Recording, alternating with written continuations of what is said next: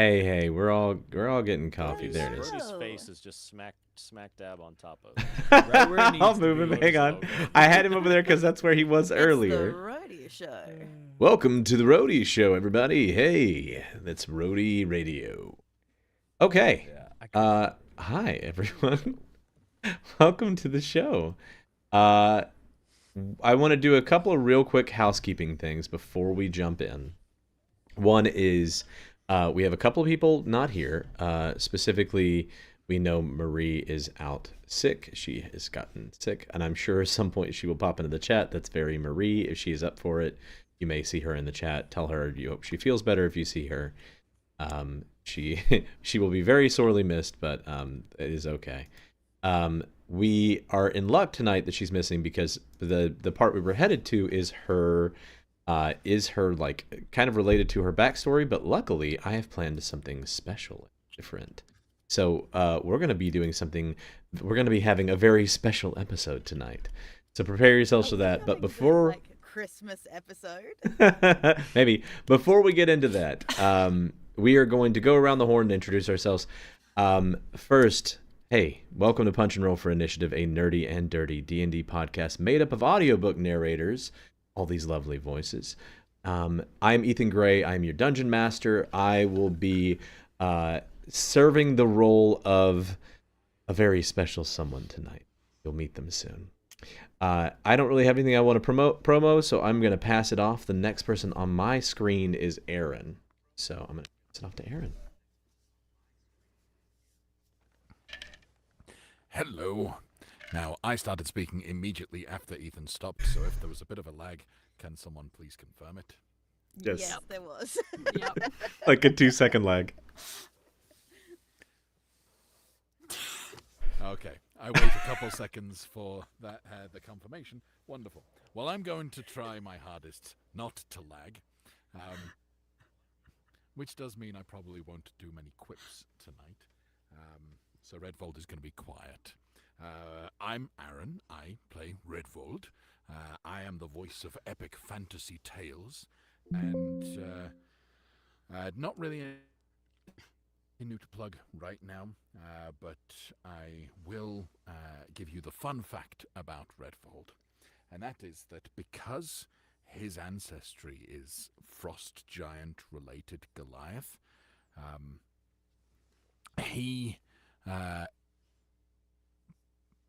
found a guilty pleasure, because it was considered a guilty pleasure in his tribe growing up, in really scorching hot baths. He grew up being surrounded by nutters who liked ice baths all the time, but no, Redfold likes a nice, steamy, hot bath. I love that. Okay. Up next is Sarah Dawn. Hi, I'm Sarah Dawn.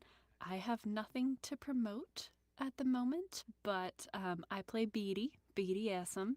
Gonna keep it short, sweet, simple to the point. Beatty is allergic to bees. Oh no. There's a lot of There's bees your in fun this fact. episode. You're gonna die. No, I'm kidding. No! Write in notes. Darn. Kill Beatty with bees. Up It's a next. light allergy. Sure, yeah, you won't die. Double damage, you're vulnerable. Up next is Zach. Hi, I'm Zach. I don't know if it's out yet or not. I should check, but I have a Christmas audio mazes audio drama called Christmas Claus, I believe. CLAWS. It's like Oliver and Company vibes, like Oliver and Company slash like Aristocats kind of vibe. So it's like talking animals, having a little sort of Home Alone-esque heist and stuff. It's pretty fun. I play Beryl Steelhammer, and Beryl's fun fact is that anytime Beryl sneezes, he does so no fewer than 5 times. Just never happens fewer than 5 times. His record is 11, but it's usually just around 5 or 6. I love that. Up next is Tegan. Hello, my name is Tegan Burke.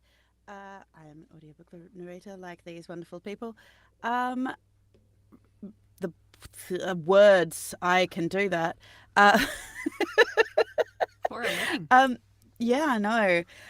So I want to promote a book that has recently come out by Tammy Weiss. It is book 1 in the Exposed series, Beyond Tomorrow, written by Tammy Weiss, and I perform with the incredible Carlos Casse.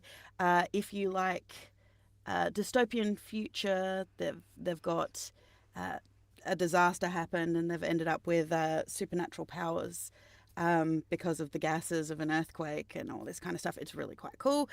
You should go check it out. It's a kind of young adult fantasy. So, yeah, go check it out. It's a lot of fun. I had a lot of fun doing it. And I believe book 2 is going to be going into production early next year. So, lots of fun. And my fun fact about Emmy, for those who don't know, I play Emanaya Demira, the resident warlock and daddy killer of the party. I'm going to claim that title for the moment. Emmy's favourite food is actually dragon fruit of all kinds, although she did have the bad run-in with the yellow kind. But, you know, she was pranked into it. But no, dragon fruit of any kind, she just can't get enough of it. She really, really enjoys it. So just something about tropical fruit she really likes. So Okay. And last but not least, Brody. don't eat the Hi, I'm Rody. I am an audiobook narrator, voice actor, and a audio engineer. Some stuff that's coming out is speaking of audio mazes, they've got this Advent thing coming up where they're doing a bunch of shorts, and I'm in a few of those because I'm in a few of their projects. So I think there's the one that just came out that I did was I'm trying to I feel bad I forgot. My Secret Santa, I think. Anyway, but that's all I've got that's come out recently.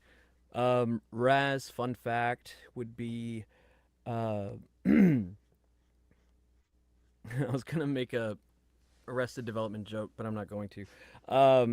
No, he actually just he doesn't feel comfortable when he's in any kind of insecure location, whether it's like out in the open or whatever, without having his full armor on. He's been trained to just not trust anything, so he's always on guard. Fun fact, there you go. except for when he's in the bath. Yeah, well, he didn't know he was being spied on, so there you go. Everyone he's in the bath. Okay. Well, the reason my mic is just to pick up all.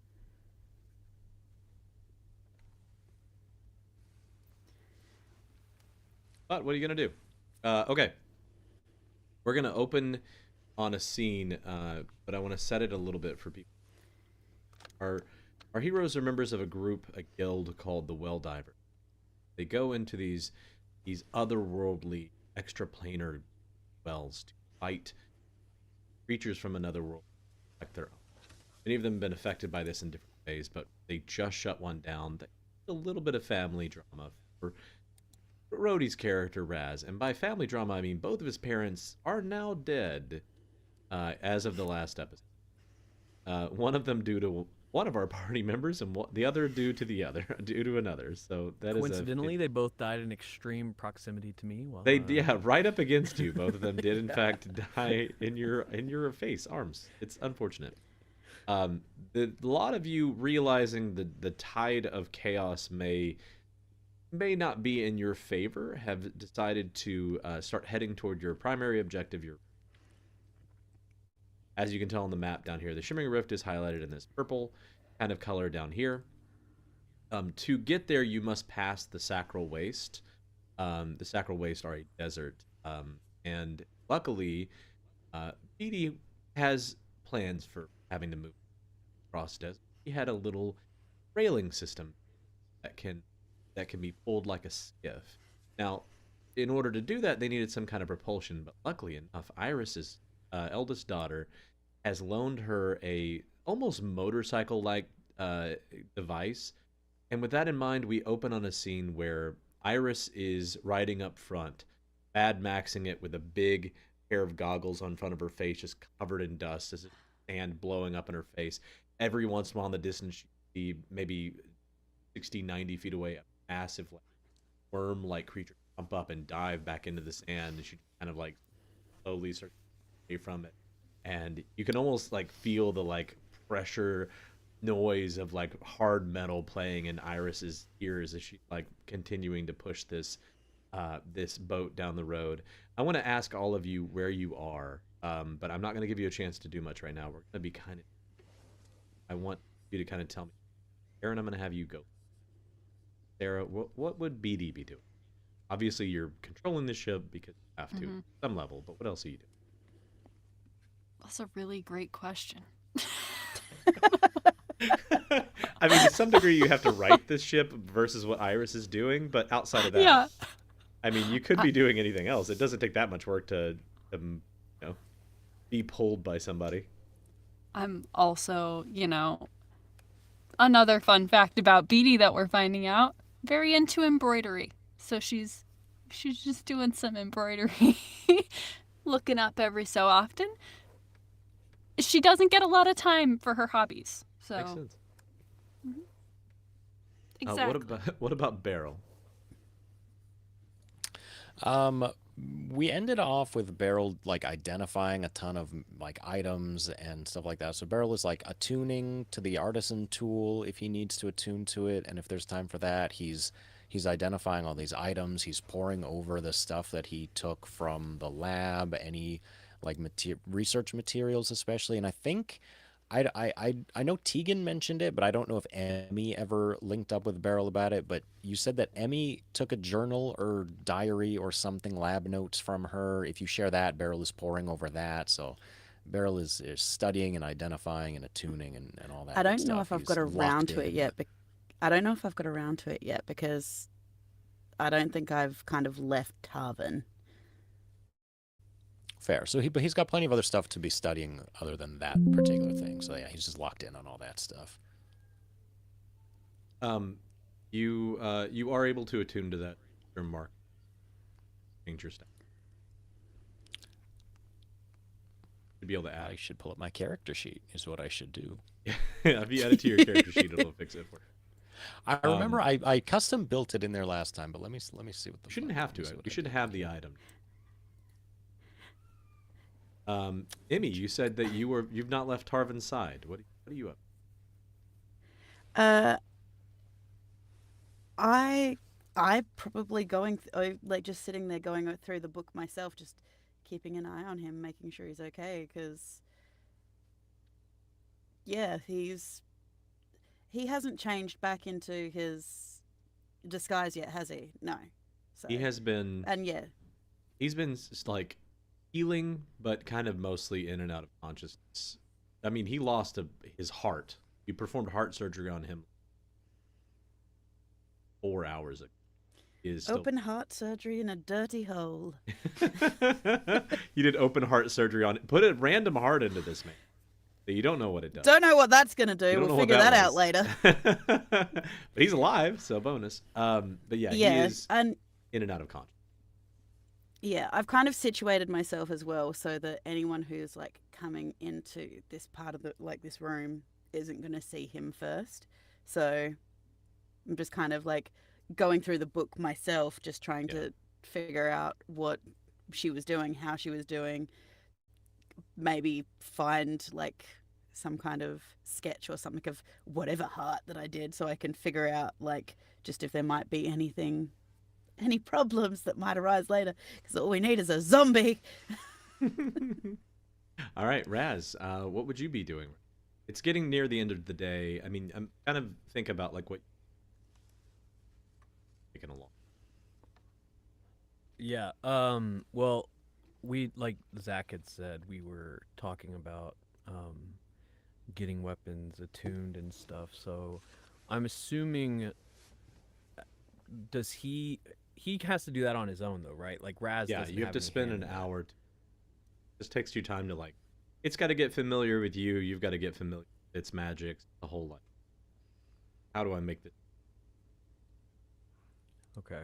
Is there any other items that I had that I need Barrel's magic to help figure out? I don't believe. Okay. I think you had. Well, I gave you guys everything. okay, just making sure, because if there isn't, then he's gonna be trying to get comfortable with this new cloud scimitar. Okay. And so he'll probably be. He's also going to be close to Beatty because, in case anything were to attack the ship, I have abilities that can help protect her to stay true. And then he'll be kind of back there, just almost like doing, like sword movements, like he's trying to just do old trainings that he's learned to get comfortable with his sword. Aaron, what would you? So, Redvold has found a liking to being at the back of the boat from his previous experience of talking with those dolphins. So he would be back at the back of the boat. He's actually spent a fair bit of time on so far in the journey looking at this new great sword that he has been given, the Brigadier's. What did you call it? The Brigadier's brand. Yes. And he's planning out how he's going to use various materials and things to cover all icons and markings that clearly call it out as an item of the first, so that no one's claiming the sword after him. You notice that And with just for posterity. Sorry, just yeah, go ahead. to interrupt. Just for posterity, because I know that it is a classic D&D trait. My familiar, who has not been forgotten, is just kind of sitting near Redvold and just kind of keeping him company in case I need him. So. I'm not gonna kill Just your wanted to familiar point that out. unless you do something. No, I just crazy, know I how promise. badly familiars are usually forgotten. It wasn't until Rhodey asked me the other week. He's like, "Is Kepri still around?" Like, I'm like, "I know he is." We can't always. I forget about Garnet all the. I was all gonna the say, time. I asked about Garnet's hanging Garnet out with too. me. I have real Garnet's doing dogs, shit. and I don't Yeah. know what this. Like that's part of life. It's what are you gonna do? So, Redvold, as you're doing that, you recognize that there are a few places that you would need to cover, specifically like the handle, the like hilt, the handle on the hilt. You would need to cover because it has. You can find pieces of scrap to do around this boat, and the base of the blade, right where it meets the hilt, where it also would need to be wrapped for the of it, has very distinct, calm down, very distinct runic markings on the way up the blade, but they don't extend the full length of the blade. They're just at the very base of the shaft, if you. So you would need to wrap those two. You can do that without a problem, and it's maybe that meditative state that surprises you about this, because very suddenly you hear a voice in your own head, and you hear Tarakan. He says, "Do I just start? Oh, okay, all right. Hey, Dad, it's Tarakan. You should be able to respond, I think. Right? Can he respond?" You hear a voice, like almost in the background, almost like ethereal kind of way. You hear, "Yes, child."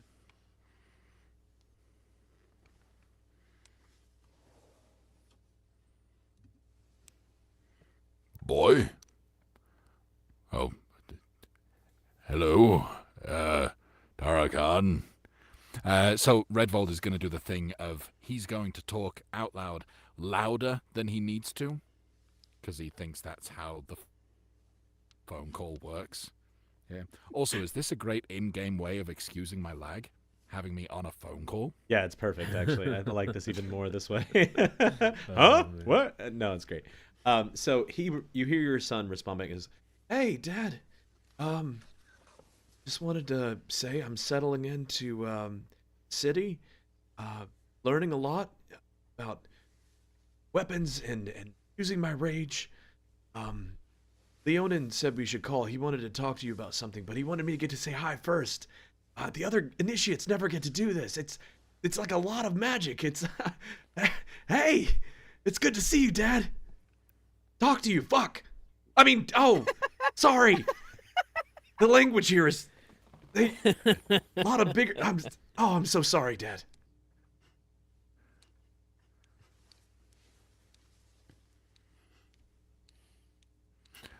How's school? You getting along well with the other kids? Yeah, honestly, it's mostly adults, hence the fuck. I'm sorry. Sorry. Hence the language. It's mostly younger guys, but I'm right up there, Dad. I'm near the top of my class already. It's only been a few days, but I'm kicking rears and taking names. It's going well. Leonin wants to talk to you, but is there anything you want to... It's okay, Tarakan. You're not on the phone with your mother. You can use those words around me. Fuck yeah. Yeah. Hey, cool, man. This is weird. Dad, great. Leonin does want to talk to you. Miss you. Thank you for the lessons. You're amazing. God, okay. Hi, okay. And you hear another step on it. Very well, Jim. Very good. Okay. Hi. Hi, Leonin. There is something I need to do about. It's good. Should.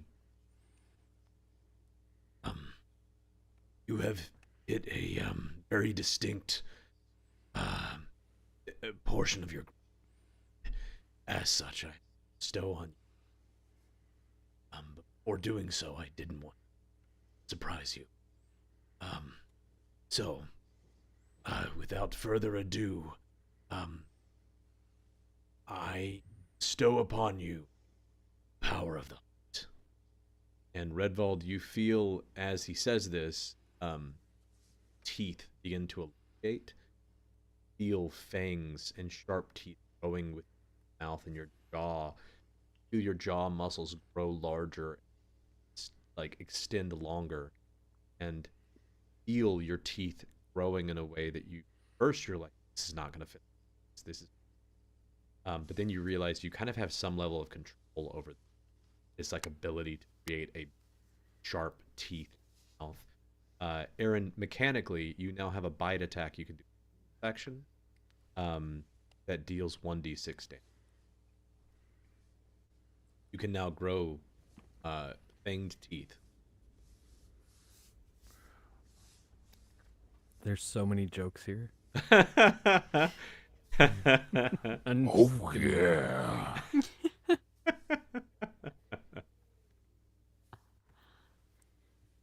You hear Leonin come back on. All right. That's it. Good job. Continue your growth. Anything to report?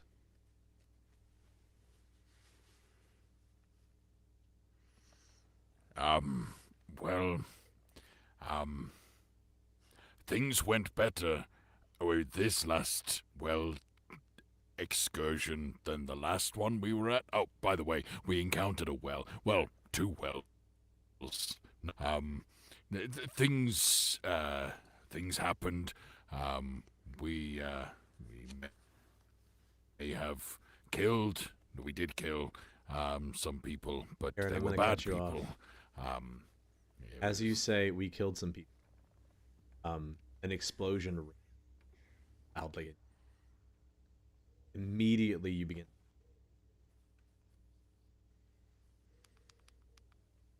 Or looking around. Ship is or about 20 feet in the air. Oh. You have been thrown from the ship. All of you similarly have been accosted in somehow attacked. All of you flying from the ship fall unconscious. My ship. All of you mark Even though yourself I as can having fly? Your ship. mark yourself as having a long rest. All right. If you have not already, please Okay. mark yourself as having a long rest. And take you to it.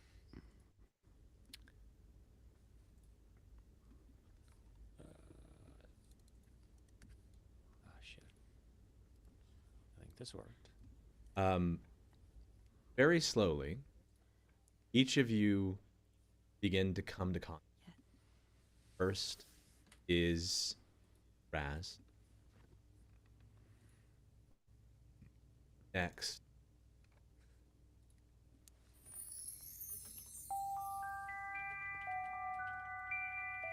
Next. Can everyone hear that or just us? No, yeah, everybody can hear it. Okay. Yeah, I don't Capri think is that's here on the too. map yet in Roll20. I'm gonna turn it down a little bit. It's very loud for me. Yeah. I had to turn it down in my roll. Yeah, it's very loud for everybody. I'm There pretty we go. sure. As all of you begin to come to consciousness, Redvold, you come to consciousness. All of you begin to wake up. You begin to look around and see a sight that is very confusing first, because you awaken to strung lights along a bar. Looks like a bar.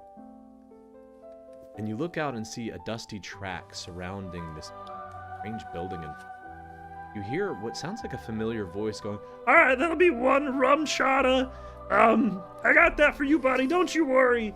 as you look over and see a fellow that appears to be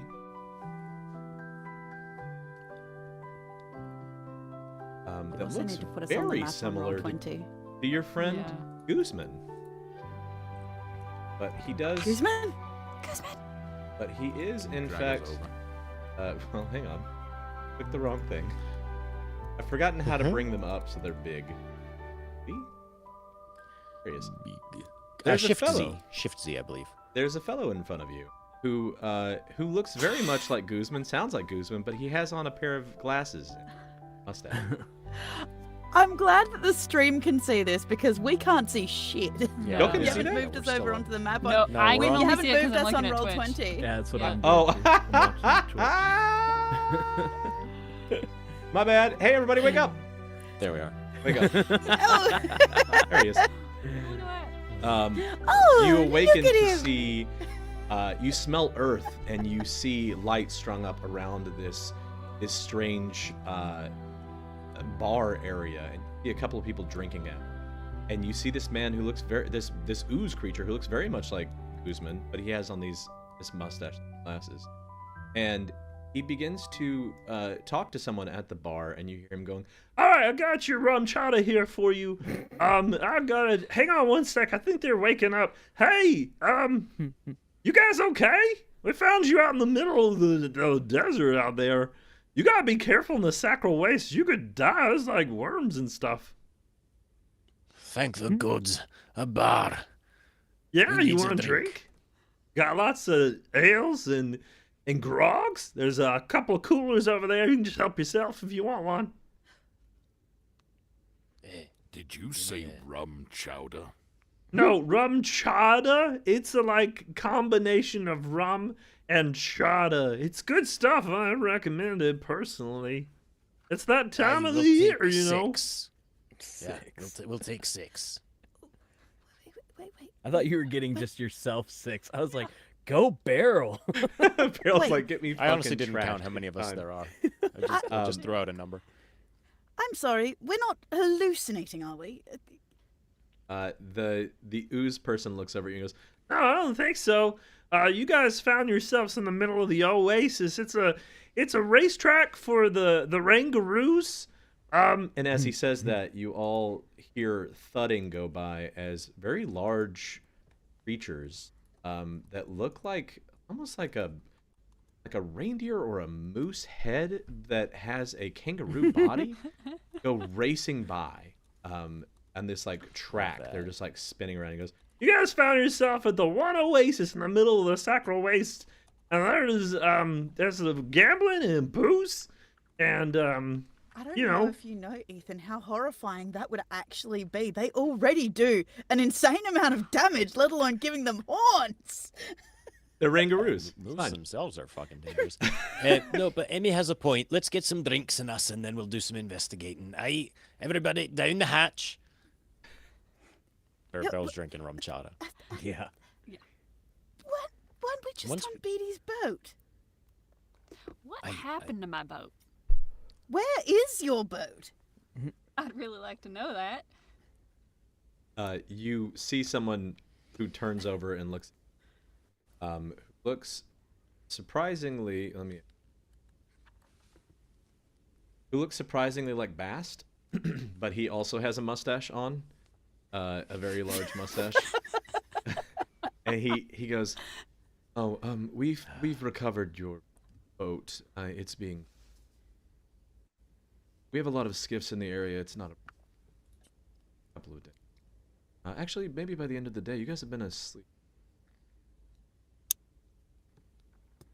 Okay, well, thank you. Why Okay. did we all go to sleep? We all just. Oh, you were, well, this is actually our friend's problem here. And you look across from him. There's a man, sitting across from him heavily, is wearing a kind of like blue, like a blue tunic, and he has a nice big blue hat. And it's, at the end of it, he has these little cuffs. It's almost like he's got them rolled up like I have my, got little white cuffs at the end. And then he has capris on that only come down to about like just below his knee, and they've got little white cuffs on. He has a big white beard. And as the man stands up to look over in your direction, he's very clearly inebriated. And he says, oh, sorry about that. I kind of caused a revolution there a little bit. Sorry about that. Nice to meet you. Nice to meet you. Nice to meet you. Nice to meet you. He stands up. He's about 6'5" ish. And whereas his clothing would befit like a larger kind of plump man, he seems like he's just ripped as hell underneath this thing, almost as if like a Chris Hemsworth in the strange adornment he's wearing. He has a very real beard, and he's a strange looking man. He appears to have a pile of cans around him that would be enough to kill most mortals, and surprisingly he seems perfectly fine, minus.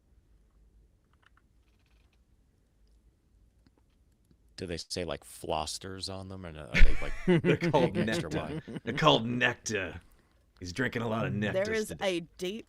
I don't even drink that much beer, and I'm offended that you went immediately to Foster's because it is such an American choice of Well, beer that's the for point. the straight. It's fake Australia, so we got to be drinking fake Australian beer. As you look all around, you begin to see that this place is adorned. In the center aisle of this area, there are barbecues set up with different types of meats all over them. There are lights strung up. It's hotter than hell out here because you're still in the middle of the. But it is strung up with these very festive lights.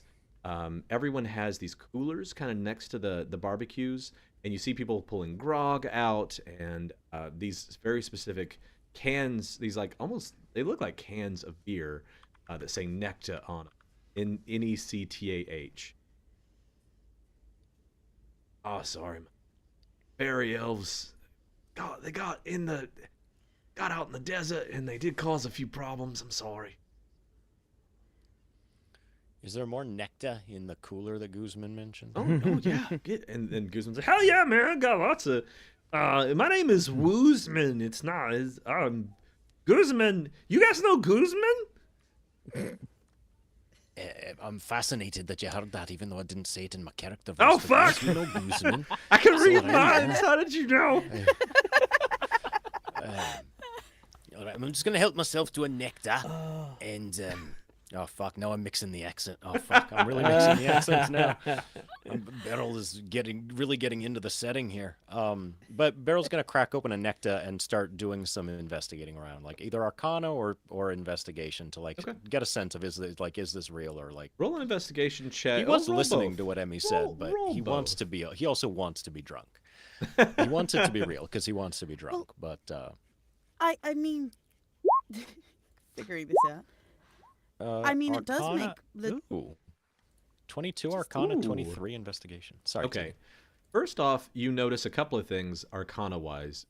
There is a magical barrier around the track. This is, as far as you can tell, not an illusion. There's a magical barrier around the track that keeps the Rangaroos from charging up into the stands and killing everyone, because it seems like maybe that might be what they would have done if given the opportunity. But instead, they are being ridden around the track by these really tiny-looking fellows. They have these little pointy hats and tiny little beards. They're just kind of riding these. Seemingly the only thing that can approach these. And they are doing races, and there's betting going on, and there's a magical barrier to prevent that. The mustache that you see on Bast is fake. Bast is very clearly, with your investigation check and your Arcana combined, that's Bast. Bast is here. You don't know why Bast is here. You don't know how he got here, but that's Bast, and he's here. You cannot, for the life of you, tell if this Woozman character is in fact Guzman in disguise, or if it is literally his cousin, which is what he's trying to tell you right now, like in the background. Yeah, well, Guzman's my cousin. I love that guy. And as you're hearing him talk about that, you're like, I honestly can't tell if that's Guzman or this Woozman guy. Right. One last thing you can also tell is that this character who has been drinking a lot, who's the only other person at the bar currently, has had enough alcohol that it should have absolutely killed him. And the fact that it hasn't means probably either fully mortal or he has some sort of very strong alcohol. Ends beyond lives. Magic item. I mean, Beryl grew up among dwarves with. This would traumatic kill an past, adult so dwarf. he's sure. accustomed to he's accustomed to drinking. But even that surprises even him. But Beryl turns to Emmy and he says, "It does appear to be real. We do appear to really be here. I don't think it's an illusion. I think it's a Christmas special. So I think we should just go with it." Well, I was about to say it actually makes sense considering we were traveling through the desert and something ran into us. And I mean, it does stand to reason there's probably an oasis around here, or at least a stopping post, so that people who are traversing the desert don't, die. The guy in blue. Have you in your studies? Have you ever come across anything like him? He seems more than mortal, if you know what I mean. And then Beryl goes over to Bast, and he's just like, he's drinking the nectar with one hand, and with the other he kind of he reaches out towards Bast's lip to tug on the mustache. Mm-hmm. I don't know if Bast lets him do that or not, but he does that, and he's like, "Bast, what's going on? Is this your doing? Why are we here?" As you take the mustache off, Bast just watches you as you slowly remove the mustache from his face, and he just stares daggers at you. And yeah, he pulls it off just enough to know for sure that his assumption was right, that it's not real, and then he pats it back on. it's crooked now on his face. Why? Yeah.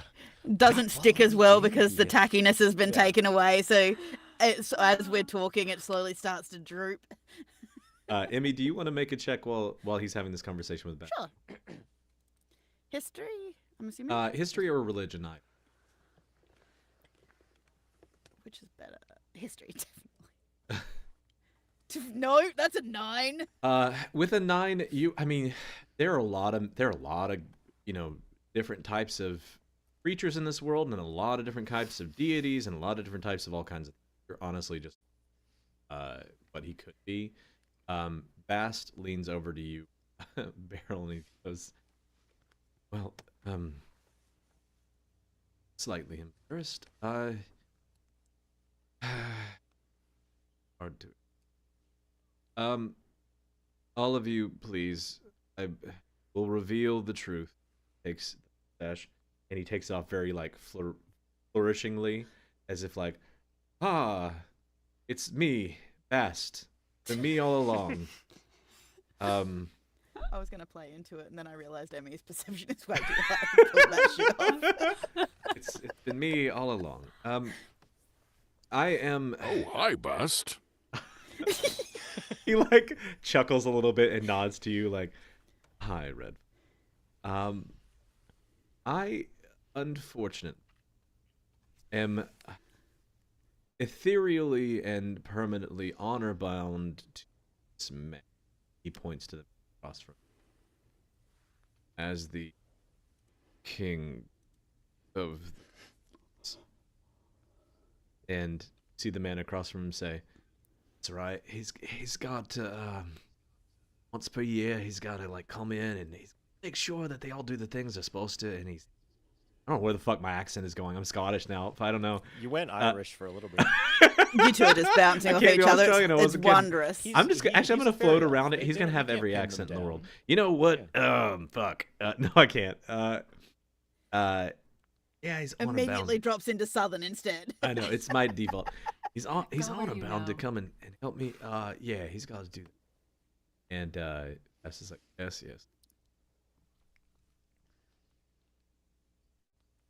I owe you all an explanation. All right, fine. This is Nicholas, and he kind of waves and he says, "Oi, I go by Nick. Nice to meet you. Nice to meet you, Nick. Call me Nick." And he says, "Nicholas is a saint, one of the few mortals who's ever become a small hen. And as part of his ascension, whenever I was under the goddess Umbra, as the fairy king of the elves, I was honor bound by his sainthood that I must respond to him in kind once per year, ensuring that his people, his domain functions as it should. Once per year, I every read a year, book this about time this of year, once. have to go. Despite the fact that the convergences happen and none of us have power anymore, this bastard was in a pocket dimension, so he kept some of his power." Nicholas,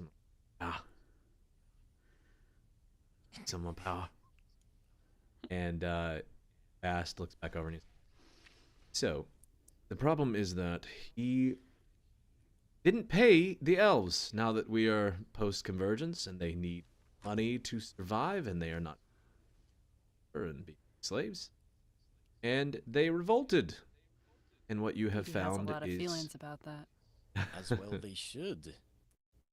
And yeah, rightfully, he didn't think they needed money, and so they revolted and they planted a bunch of explosives in the desert, and you caught and have his pocket dimension is now in the hands of a bunch of very angry fairy elves, and I have no choice but to be here until solved." I'm not sure that fairy elf is the proper nomenclature anymore. I know you're pretty old, Bast, but you might want to update your vocabulary. What are the... Wait, fair... I mean, does that mean that there are fairies? Well, there are obviously other kind of elves, so does that mean that there are other kinds of fairies, so you have to state? Roll There a are all history check kinds for of me. labels that people can use now, not just fairies. Roll a watch. As A history check, yes, Beanie. Go ahead. What are you doing?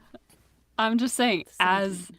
as an elf, do I have any knowledge? You can also roll a You history probably got check. more than me. We'll see. Yeah, I mean, honestly, both of you are probably somewhat familiar with something related. So I'll give you both of. Oh, I have my history book. Can I roll all the, three of the, you can. the check with the history book? Roll again thing? then, because Oh my God. advantage. Yeah, roll with advantage Oh, the to 17 is do. much better. Did I ever was build this that? in? Roll one more time. There we go. Oh, that's a 20. 22. Woo! I'm still 28. confused about something, Bast. Why the mustache? That's a real question. Good question. He looks over in your direction. He said, "I have to come here once per year, and I'm not exactly some people's favorite."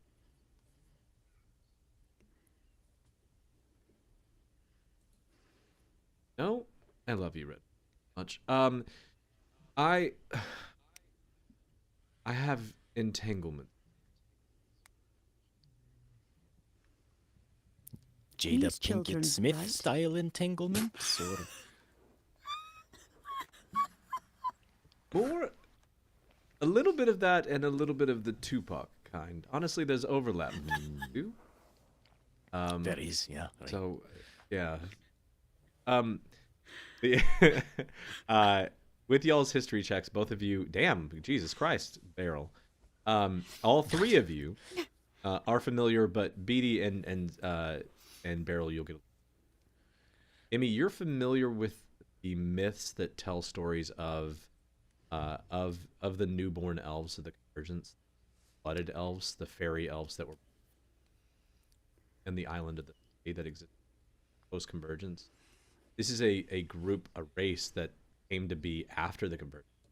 And apparently, as part of the Convergence, Bast became responsible for, which he seems, I mean, I think without making you guys checks, somewhat kind of ashamed of. One of the two. The One of his cats ate a fairy, and then the dues had to be paid. The BD, for you specifically, you get you understand that these are relatively unrelated to your typical elf background species, but they have been historically used very akin to slaves. A lot of this population, because some people considered them to be soulless because of the way they were born. They were born plants in this world, and despite the fact that a lot of the creatures from the Convergence can't track their origin that far back, they were treated as if they were like clones. Put to work in different places, typically harder, but they always seem to be like fine with that. Beryl, you're familiar with a group of elves that led a similar rebellion in other location not long ago. They ended up going up against a well by themselves and establishing powers. Small village that has become kind of a trade outpost, but it is a place where they freed themselves. It seems like with your history check too, that overlap, that 28, even though you failed earlier, you were familiar with the story of Saint Nicholas, a human who became a saint, became a god right before the Convergence happened. Literally, like as it was happening, they were making plans. He ascended to godhood through some kind of lost means, and in doing so, he needed kind of like a realm basically to have, and he created his own pocket dimension right before the Convergence happened. Stands to reason that if he did so, he would be able to retain some of his power, much like the cat god did in. And so he has some kind of a level of control. Sounds like elves who he had working for him, he not paid. So Bast looks at all of you and he says, so my problem is this. I'm stuck here until he goes back home. And I don't want to fix that. So I feel immensely that all of you have it. Perhaps you favor.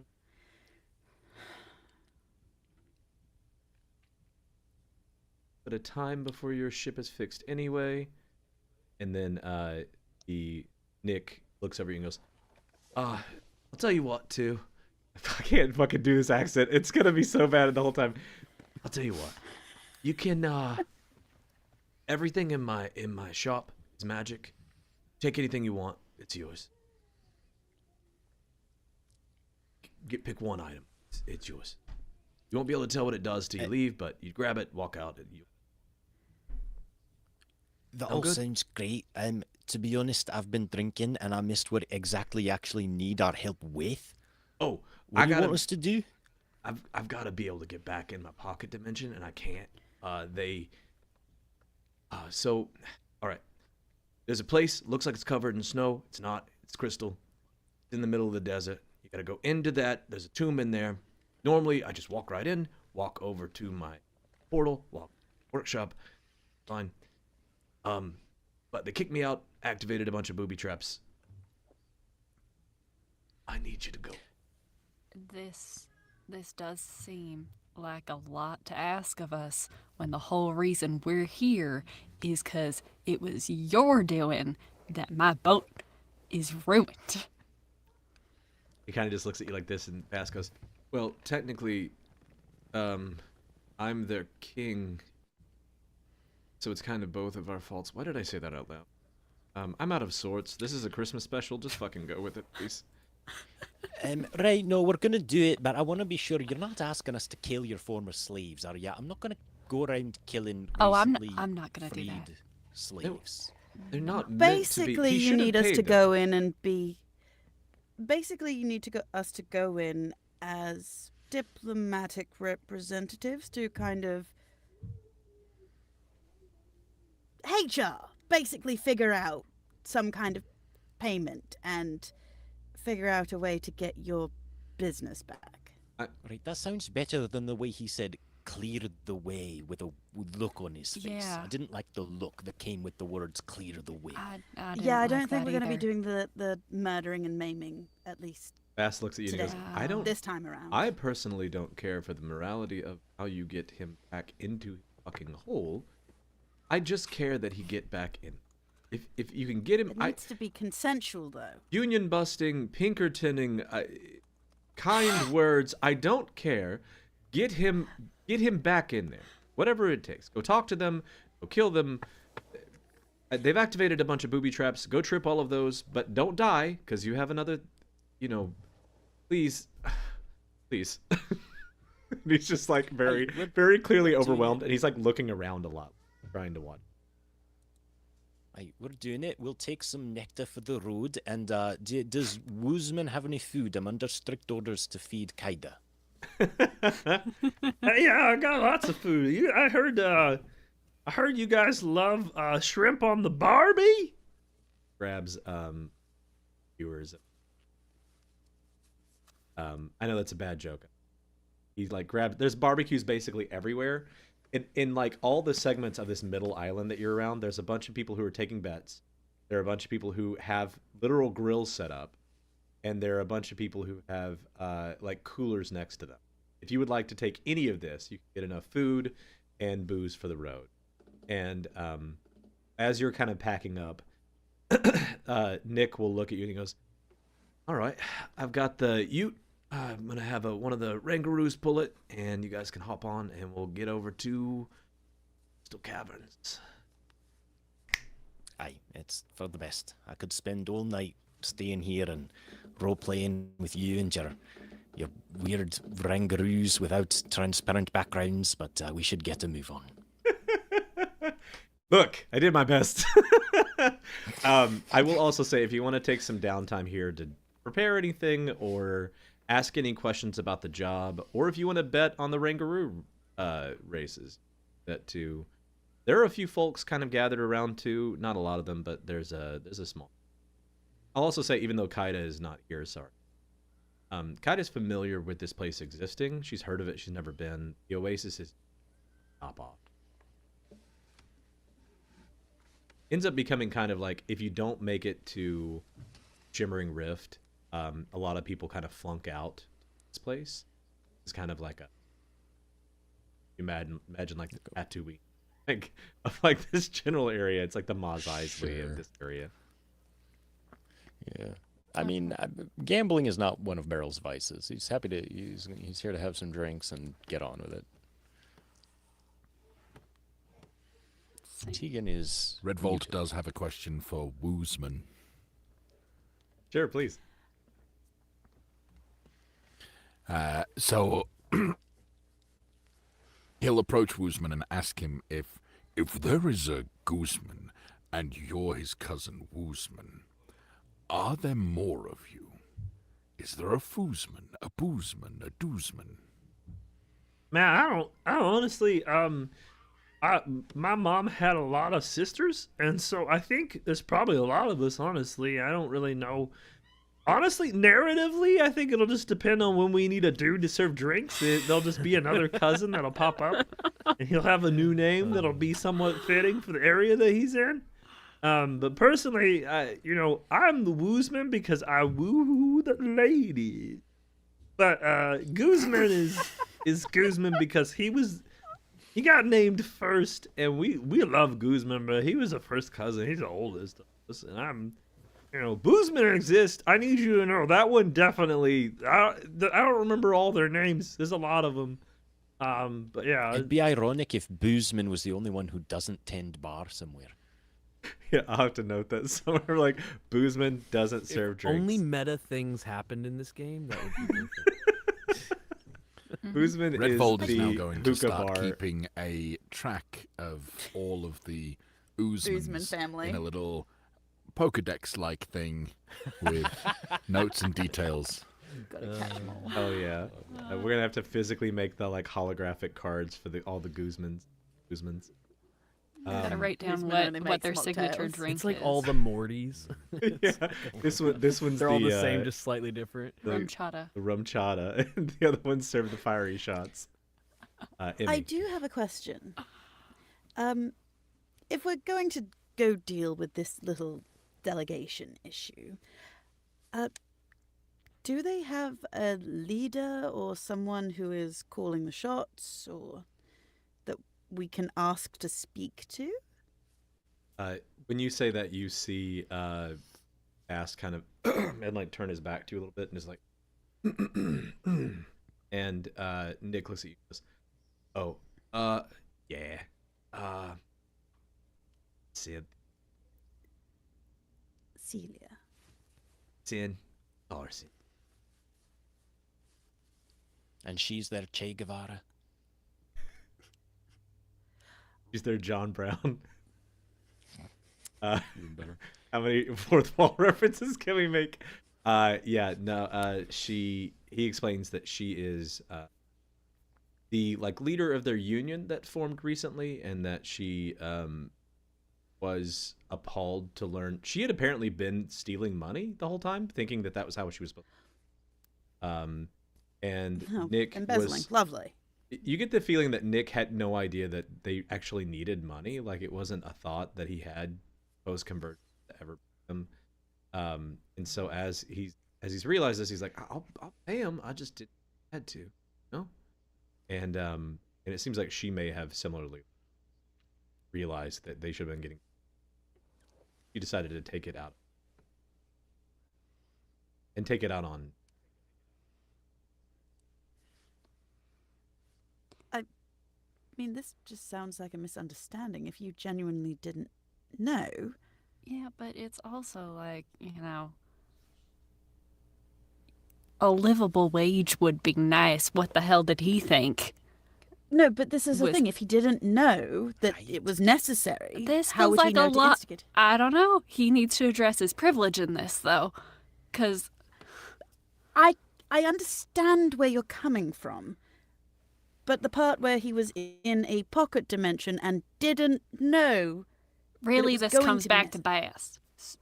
You know what? They're both at Yes, fault. actually, yes, it is completely on Bass. This is not on you at all, Nick. They're both at fault, but we're gonna go deal with it. We should just go deal with it. You see Woosman look over at Bass and goes, Isn't hey, that wait a minute. always just What's the a legal livable one? wage? and Bass is like, oh, for fuck's sake. Oh, God. Oh, okay. Are you not paying him He either? gets money. He doesn't eat. He gets. Does he have to split his tips too? With Yeah. who? There's no. Does that mean that Guzman's also not getting paid? Guzman like, gets. are Guzman you is an covering it? intern. He knows what he signed up for. You Bar is an basically just LLC. said He's a partial owner no. by working at any given moment. You He said still deserves a wage. just I'd like to because see he those doesn't articles of eat doesn't mean incorporation, he too. doesn't need to be paid for his services. All right, labor. I didn't know this was a union meeting. Hey, Ethan, thanks for the Christmas special. I'm really enjoying it. Getting into political wage None of this is arguments political, while I mean, we're it's not just drama. going and Anti-capitalist. playing. It's just anti-capitalist Christmas. Oh God. I'm having a great time. He's like, all right, good enough. Enjoying the Everyone, elf we'll revolution. pay them all fairly. Get out. And he ushers you I want Go that on in your writing. adventure. Raz, you With haven't done any anything amount yet, of the do you? downtime in there, I think Beryl would have been trying to update Bast on the Wells situation that we were dealing with, to just off air. That's Like every boring, once in a but, while, you're saying something to him. It's like, what is that? A union? And he's just like, yeah. barely earn I don't earn a living wage. What the fuck? Anyway, Nobody pays me. Anon's never paid As- me as before. we- What the fuck do you think we're doing here? As we're leaving, I look at Raz and I'm like, looks like you're going to get to practice your leadership skills. I just look at my blade and like, you mean this? Raz, I is there mean- anything that you would like to do while we're here? You have clearly a little bit of downtime. Two sprays and things. No, I think Raz comes from a culture where he never got paid. He doesn't care. It's to him, it's all stupid. They were He's a born soldier. into servitude, so yeah, it's like they got what they were given and they just dealt with it. But I had a bartering society. talk about privilege. He's like rolling his eyes at all this. He's like, You were a prince. You got paid. Yeah, you got to do whatever you wanted. Yeah, he was a prince who had to like work and didn't get paid for it. But that was the thing, is he's not engaging, but I was gonna do something, but I really, after everything that's happened, I really don't think I need to anymore. You got time. What do you want to Do we? Well, I was gonna do a check of evil and good, but I feel like you've established this setup well enough that I really don't need to investigate that. They could be lying. Yeah, I'm not gonna waste our time with that. So, yeah, I'm just gonna probably grab some food since it's been offered, and I will have drank. What did you call it again? The Nectar. rum chata. Nectar. Rum chata and nectar. Or a rum chata. Yeah, I'll probably have drank with, grog. I assume Redvold might have as well, and Beryl. I would just casually been drinking, so trying to figure out what's going on. Okay, as y'all are doing that, Beryl, at one point, Bass does pull you aside, and he said, sorry for all I don't know.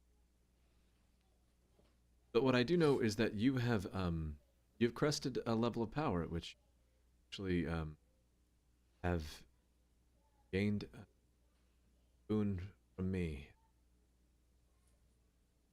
Energy is stronger, as such it increases my ability. So, congrats.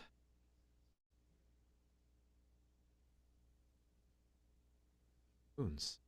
And as he puts his hand on your shoulder, you off. Don't waste it. Comes in handy.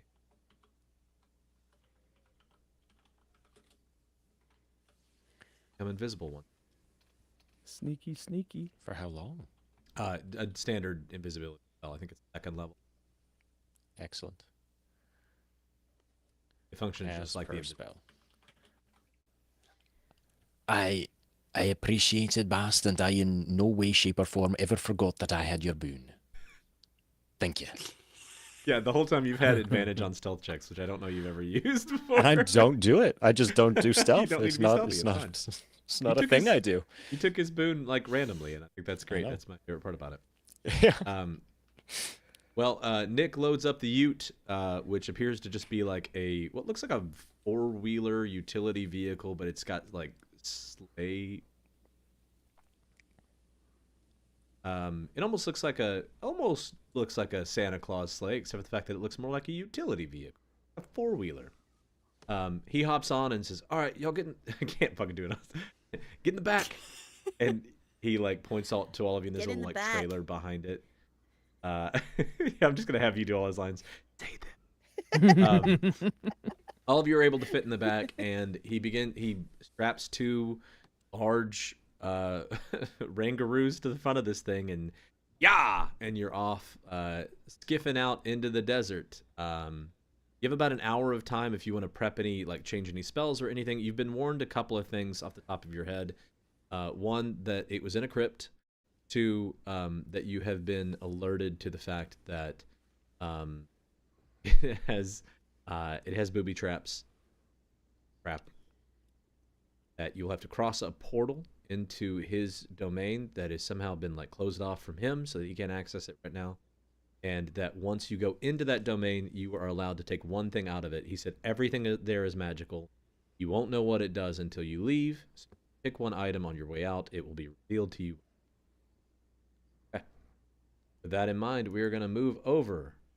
After about an hour, if anybody wants to make any changes or do anything, ask Nick anything, you have a little bit.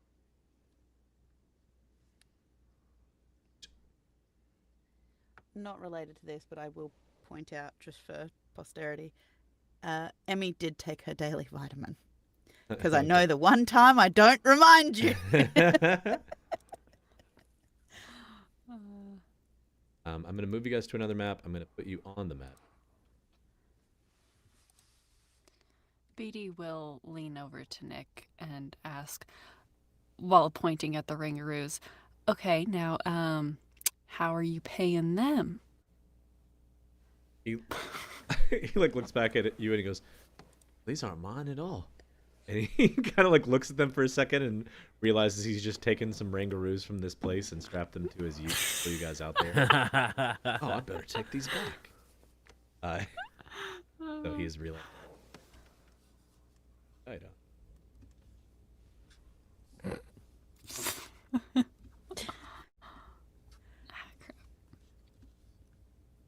It is pitch black, sort of. Iris.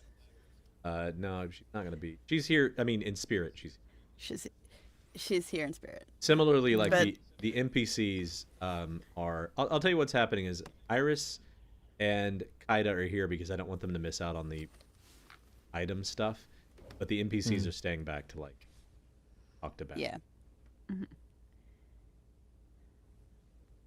Okay. It is pretty dark in here. You may not be able to see very well. So if you can't see,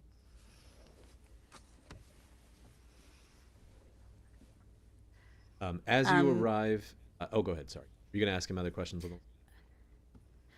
No. There was just I can do it after we actually get into the crypt and I'll let you explain. As you arrive, standing out pretty strangely in the middle of this desert, about an hour south of the oasis, is a large white patch of what looks like snow and ice just jutting up out of the ground.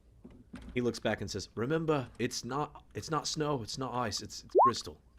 And as you get closer, you realize it is in fact just that. It's a lot of different types of kind of bluish, white crystalline looking substances that do seem to form like a snowy area with almost like a beautiful like ice rink on top of it and a bunch of like festive lights. And he's like, "Ignore all that, we're going inside." And he takes you to this like cave entrance, and you pull up to it, walks up to the door, says something under his breath. The door opens. I don't have any powers out of the workshop, so I'll be here. Come get me. And Cruz and starts to ask them like, "You get paid? How much money do you? What do I pay you in? Pay you in carrots? Hey, what do Rangaroos eat?" Just to like have a conversation with these. They seem to be responsive to him talking to them. Judging by this guy, I think all this bluish crystal is more in the Breaking Bad vein. I'm so glad you said it because I just finished typing in our group chat. So blue crystals and white powder. So meth and cocaine. It's all adding up. I will say the blue crystals did make me think of Beryl and Garnet. So, I but of hate course that I did have wasn't the my crystal meth that wasn't thought my too as thought well. because I never once thought like I didn't want to make a bunch of stereotypes about Australians. I don't know if they do a lot of meth. Opal. Places. You all have a lot of opal in Australia. Some places. We do have a lot of opal though, so Pretty opal. but yeah, as we actually enter into the crypt, I look at Rez with his swords, multiple blades and whatnot. Is that what you're looking at? All right. Yes. Because I turn around and I offer to him. I'm like, I'm not sure. I look across at our party. I think that Redvold might be the only one who can't see in the dark. Can you see? in the dark? There's some light in this space. It's okay. I can just put my hands on someone's shoulders. Well, actually, I'll stick as- my wing out for you to hold on to. well, I was going to ask Raz because I was going to assume that he was going to be up the front, but because you're the only one who needs light, would you like me to cast a light spell on your axe?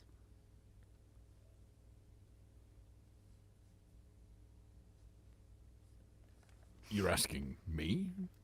Yeah. Well, yes. Sorry, I you're thought the you were one that asking Raz. Well, I was going to ask Raz, but then I realised that Raz can probably see in the dark too, and it would kind of be pointless.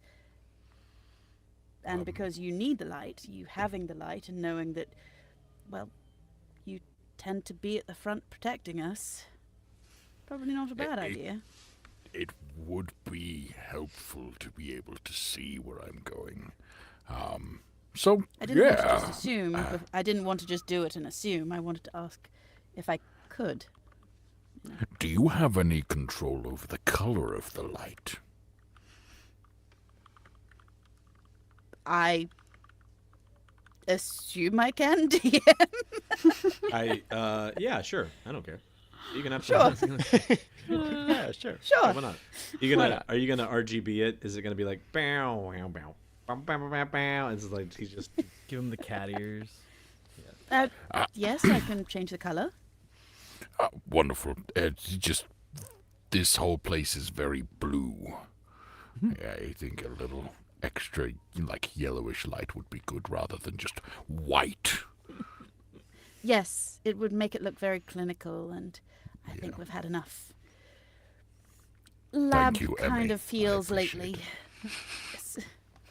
Yes. So I reach out and put my hands on Aftercare and cast a light spell. forget every time that it's called aftercare. 20 feet of bright light and feet.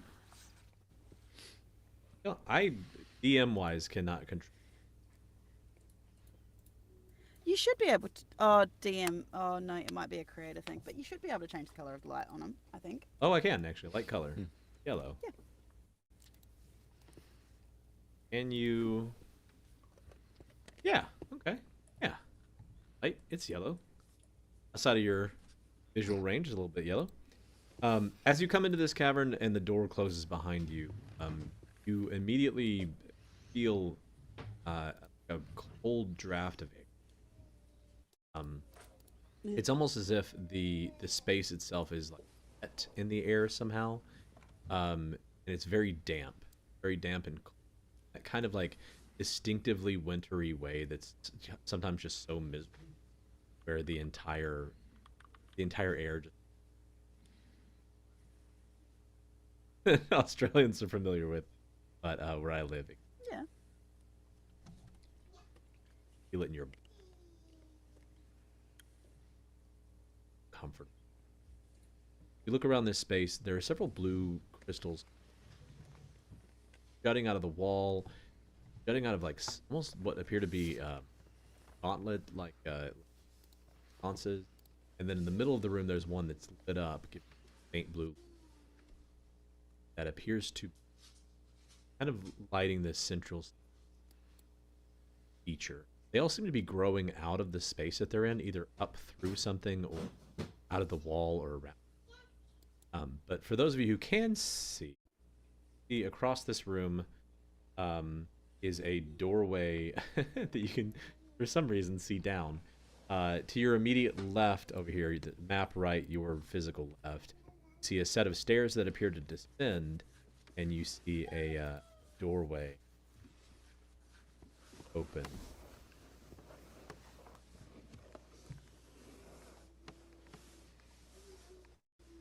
All right.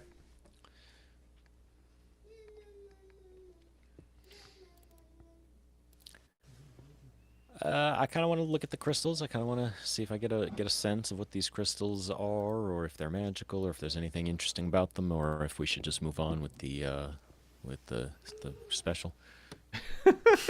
Sure. I mean, you guys can do whatever. Got plenty. Yeah. The roll an Arcana check. 20. Okay. With a 20, as you are kind of inspecting the, which one are you inspecting? Let's see. There's some like big ones near us, and then there's just some other ones over here. Is that what it kind of looks Right, like? there's Or like some in the there's like an middle? outcropping growth out here, and there are these This is smaller what ones, these I'll kind of check out the sconces here, outcropping. and there's a big one in the. Yeah.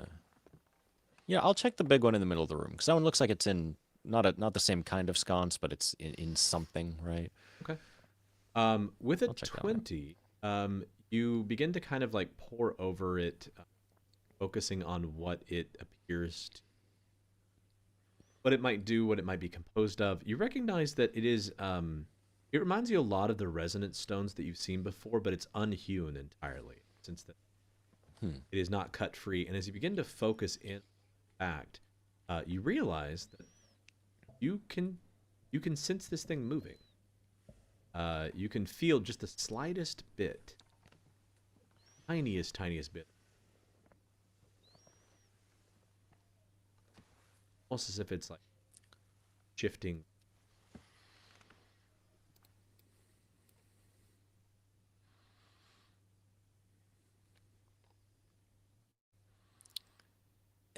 That's odd. Does anyone else see this crystal moving?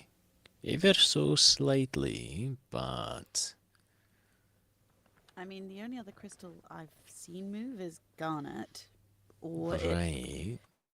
could be some kind of glacier, or Does the moving seem to indicate life, sentience, or is it just kind of like rhythmic and does it have something to do with just the Pulsing. nature of it? With a 20, thing as that you're it's kind of in? thinking that through, you begin to realize that this thing is very specifically reacting to you some way sentient. Ah. Not sure exactly Aye. what it I is think it- doing or why it's.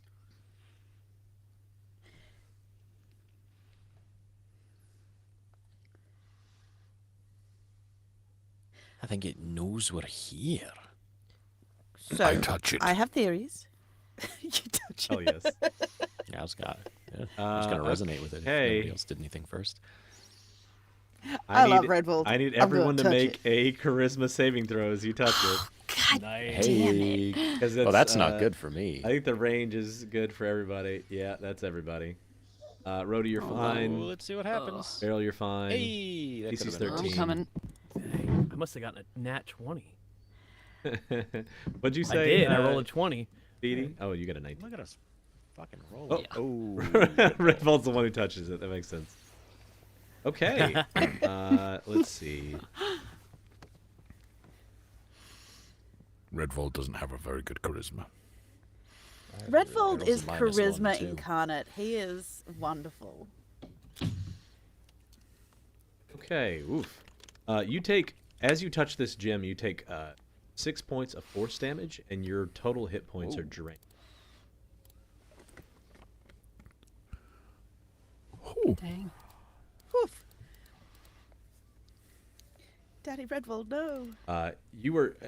I'm not going to throw you guys an initiative because I think it'll slow things down a lot, and this thing does not have the ability to. But it did strike. All of you very plainly felt this thing pulsate out and hit all of it Concuss, as soon as you touched it. I mean, they did say that there were traps, and so I had two theories that this was either part of the trap system or it's a surveillance system. right. I avoid the crystals. It's either it's either a trap or a surveillance system, or it's just an inhabitant that doesn't like intruders. I don't know. Like purple fungus and whatnot, right? Sure. Barrel, with your I'm sure earlier Beryl check- knows what you're. I'm sure Beryl knows what you're talking about, but Zach doesn't know what you're talking about at the It's moment. essentially a mushroom. They do move very, very slowly. Like they're kind of like oozes and stuff like that. They move real slowly, but Something that Emmy This says little strikes assholes. with you, like that Arcana roll. Whenever she says surveillance, it recognize. This is both one a sentient crystal, some kind, much like the ones that you resonate with. But also, this thing is communicating telepathically. The pulse it just sent out right. was a deflection to all of you to get away from it, but it is also the little vibrations and shifting it's doing, it's communicating. By the way, if y'all are sending chat messages, but I can't. You have to tell me. Yeah, I've done that too. I've done that too on the stream. Beryl, have you said communicates out that. loud that it's sentient? Yes, he said. Yeah, he definitely said that right before you touched it, and then he shares the surveillance thing. I'm also right before Aaron continues with that. I'm gonna spend, as long as the party's okay with waiting for a few minutes, I'm gonna ritual cast detect magic so that I have that running for a little while. Aaron, were you going somewhere with that? I was going. Redvold is going to apologize. Sorry, I didn't. I should have asked for permission before I touched you. I'm sorry. As you say that, the crystal in front of you gives off a very deep, like a humming kind of discordant note. Not unpleasant to your ear, but it does sound like a watch it or something. Enough said. I'm gonna step away. Enough So said. just while Beryl's doing his thing, because I'm assuming he's doing his little ritual cast. Yeah. So if I recall, he said that to get to his pocket dimension, he went down through a tomb and beyond that. Correct? He said there is down into the caverns. There's a tomb. Caverns beyond. Somehow it has been closed off.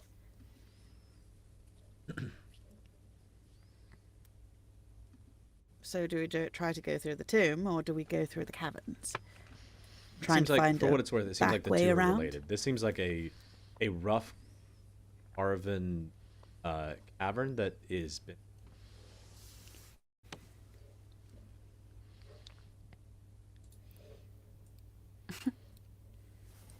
Yeah, Yeah, this sorry, I seems was like a just rough trying to figure hewn out cavern. where he would have moved.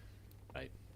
You can see down the stairs here. Raz, as you get to this point, looking down these stairs, you see just the thinnest level of water standing at the Okay. tiny bit of, like something.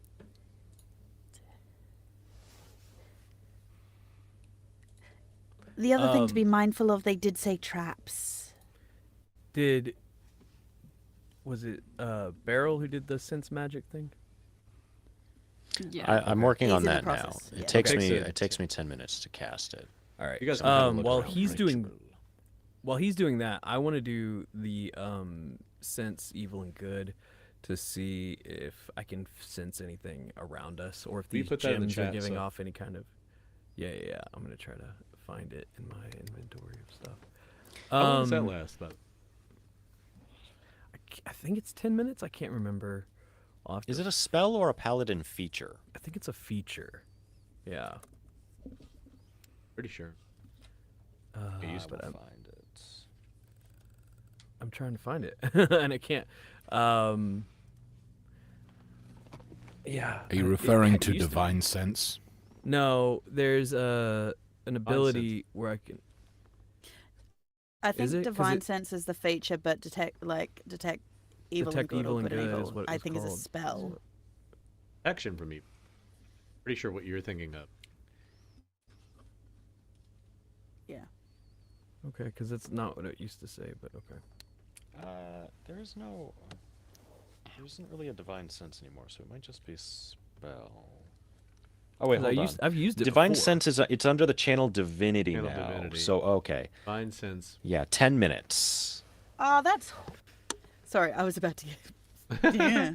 Each time you That's use this, you can choose horseshit. which effect, because he gets multiple effects, so you can. Because it As a used to be bonus like action, I you can can open your smell. awareness, Here it is. detect Detect select. evil and good. It's right here. Okay, there we go.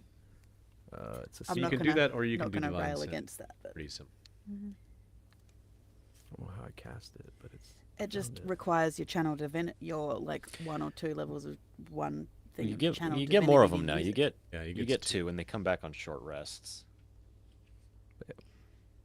Yeah, and they go up as you. Oh, Yeah, it you goes do. up to 3 eventually. Yeah, you get them Mhm. back on short rests now. Yeah, I've used it several times. It's just about what resource you want to spend. You want to spend a spell slot? Yeah, or a they're channel basically the divinity exact slot? same thing. To detect evil and good can tell a little bit more.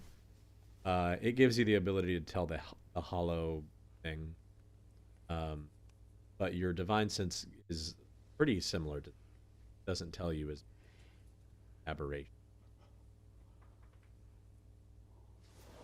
Get undead. I feel like elemental is kind of a good one to be detecting in this space since Okay. we have these gems that just blasted at us. Okay. Mark down the spell. Yeah, Right, I'm the trying to see how to activate it. There you go. That is one of your 4 spells. As you cast that, you Mhm. don't within 30 feet.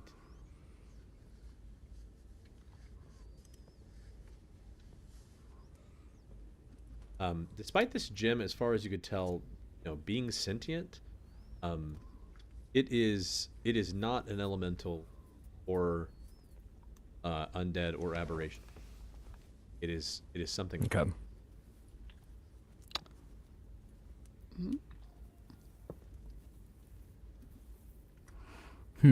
Okay. If I'm not picking up anything, then I'm going to inform the party about the water by the door and just let them decide if we want to investigate there or not. I'm not gonna move. Raz is where he is to get a assessment of all the doors and the locations to make sure that nothing is gonna like come out.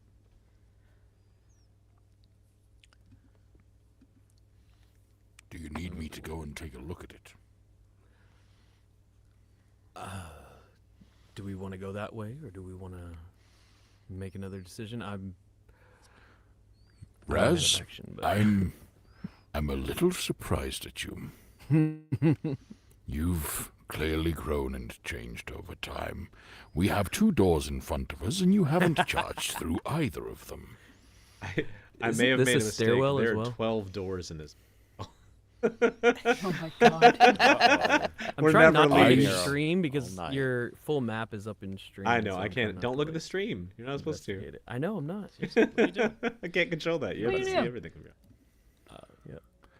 There are 12 doors in this place. Yeah. Well, I slapped detect magic in the chat there so we can see what it is. When he's done ritual casting that, The that'll be up gem for in the 10 middle of the room minutes. is magical. The two gems giving off light at the door are also magical. And yeah, there is an aura of faint magic off of the sentient Sure. school of magic conjurate.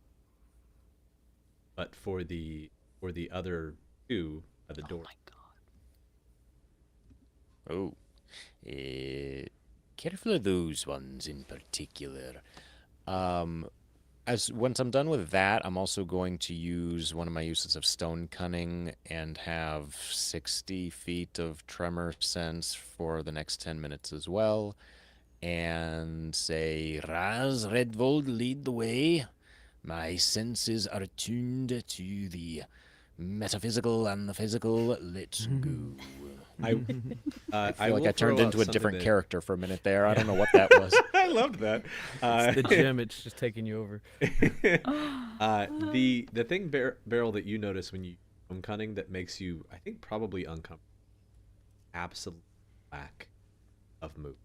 Normally, like your stone cunning in general, you typically can pick up like there's stuff moving in the ground.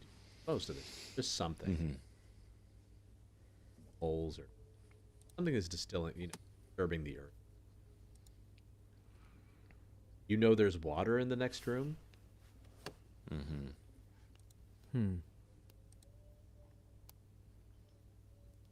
I don't like how still this place is. Quick question. Did you say this was a stairwell down in this corner? No. Okay. That's not. There's a Okay, stairwell okay. down Just here. a pillar. Yeah, that's a pillar. Oh, this is the stairwell you're talking about. Just making Yeah, sure. I didn't want to wrap. This took me forever to do all the light for. Nope, you're good. So the pillars I didn't light. They're all. Just... Door here. There's a door. Okay.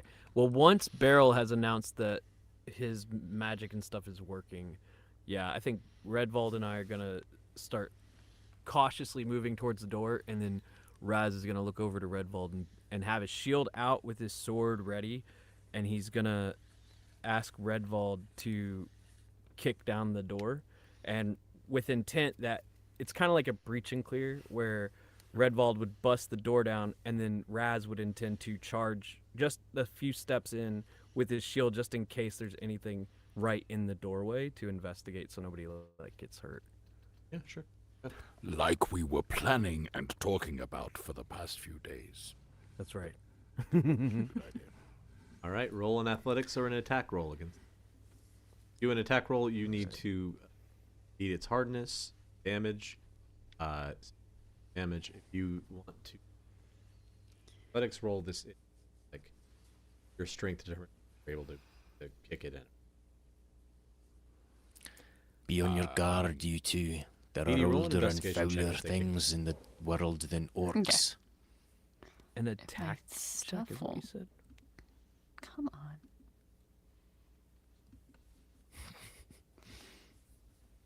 That's low. That's a 21. Okay. on And that. what do you want me to roll for running in there? Sorry. You don't have to roll. Oh, okay. 88. Okay.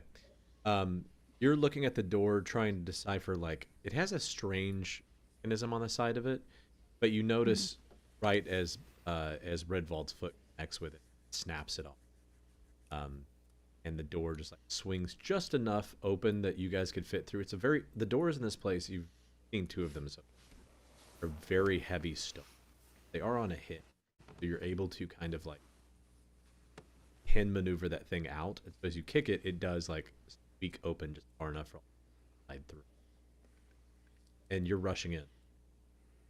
I am. I'm just taking like the initial doorway to make sure there's nothing that's going to come charging through. Okay. Locked. You can go ahead and move in. Show me where you go. It would be like right there. As you walk in, the lights that you see around the room start to flicker. They go next sec. As you're like walking close to them. There are a few of them that don't light in this, but the majority walk up to them, kind of like passing them. They go. And everywhere where you see like an egress, like this part here, this is water, 10 foot deep. Okay. So you're basically on like a platform where there is water right up to the edge. You're standing in standing water, and there's a 10-foot drop down. First thing you notice too upon stepping into this room is that it is very, very cold in here. And the water at your boots, despite the fact that your feet are fully covered, both of you, I assume, although Redvold, your shoes may be made out of some kind of leather or something else, the water is freezing. Being inside that water, very, very. And you can see down I just spoke about how much I don't like ice baths. You did. I thought that was funny. Across this room, because I believe both see it. I can see this whole room. Red Volcan as well.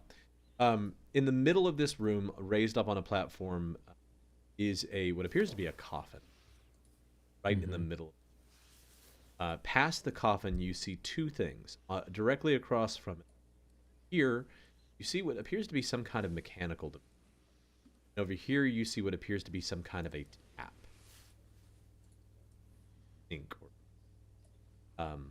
That is what you see in space.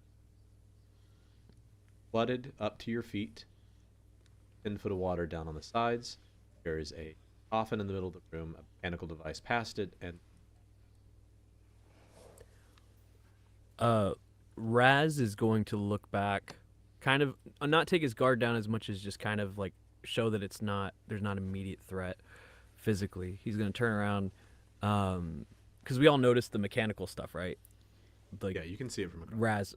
Okay, so he would inform everyone behind him, especially since Raz assumes that Beryl and Emmy and Beatty all have more awareness of technology than he does, so he would inform them of what he sees to see if they want to investigate this better than he can. Okay.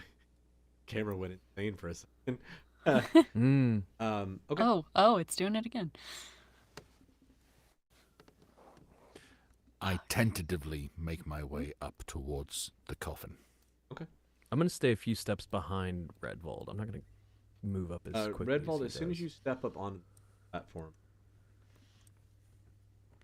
Beryl feels something is shifting. It's shaking. None of you hear or sense anything, but all of a sudden you just hear. You can feel that that kind of like shaking inside the coffin. Something against. Redvold, you don't notice anything. Okay. Go up to take a look at the top of that coffin. Okay. On top of the coffin is a language that I don't believe would be familiar. It looks ancient. There's just a smattering of kind of dust on top of it. And as you're looking down at the link, you begin to see the coffin wide off as it starts to grind. Very slowly, a creature stood up from it. It is seemingly a skeleton covered in some sort of crystal. As you hear it begin to That's like what Beryl will hum. look like when Garnet takes him over.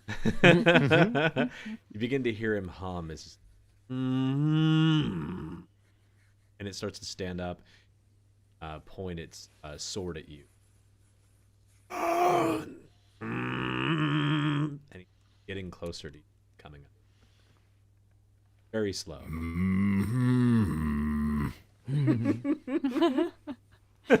Are you trying to communicate with it? Yeah. Roll an Arcana check for me. Doing the age-old thing of just repeating what is said to me. Into Bong, Yeah, bong, it's like bong. what's third encounter? Or Yeah. is it an 8. close You, encounters? you, as you're humming strange noises at it, it like cocks its head to the side, and then you just hear it go, and it like raises up its sword. I'm gonna let you roll advantage or roll initiative because this thing's about to. Please roll for initiative. Yeah, my camera freaked out, and then Riverside freaked out about it. So I saw that. I was I like, can't turn my "Whoa." camera back on now. I don't love all of that. And I was like, ooh.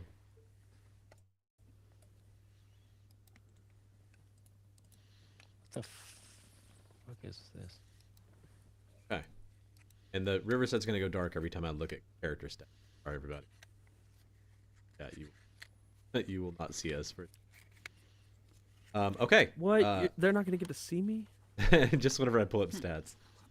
Beatty, you are first with Beryl on deck. Across the room, you hear this kind of humming, and then that like, and you see this thing raise up this long, 4-foot long, crystalline sword with it starting to swing. Okay. I'm gonna move forward a little bit, and my trusty short bow is coming out. Okay, let's do this. I gotta move this thing. Yeah, Stuff 9 on. doesn't Dang it. get 2 attacks. Yeah, or rogue.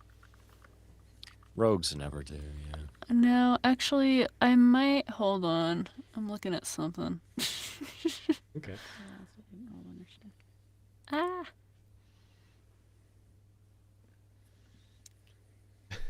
Were you not in initiative, Emmy?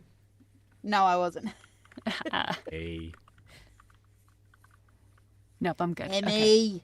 Emma Missed him. Whiffed it. whiffed it. Barrel, that makes it your turn with Raz on deck. Nice. Okay, lovely. How far? Okay, I'm pretty far from this thing. Real quick, since I walked into this room with my detect magic running, do these crystal-y things in the sconces around us give off the same evocation They as do. the But ones I by think the door you're we came familiar into? enough. This is a low-level spell. They are giving off light. Yeah. So it's an evocation Oh, okay. spell in the sense that Light is evocation. It That's is. Isn't that weird? odd. Yeah, light is Yeah. evocation. It is. Yeah, They're okay. giving off light, but they are responding to your for being here, not in a sentient. Seem like they are just like being triggered by Sure. something. For what it's worth, a lot of things did happen at once. Beryl, you were able to sense that thing moving. Raz, this thing is undead. Mm-hmm. Okay. Mm. I'll inform everyone that it's undead in case they couldn't tell by the bones. It is also Right. giving off magic too. Beryl, you get the distinct feeling hearing, Raz yell out that this thing is this is some kind of an amalgam, undead creature combined with the arcane gem. Some kind of a sentient, like symbiotic.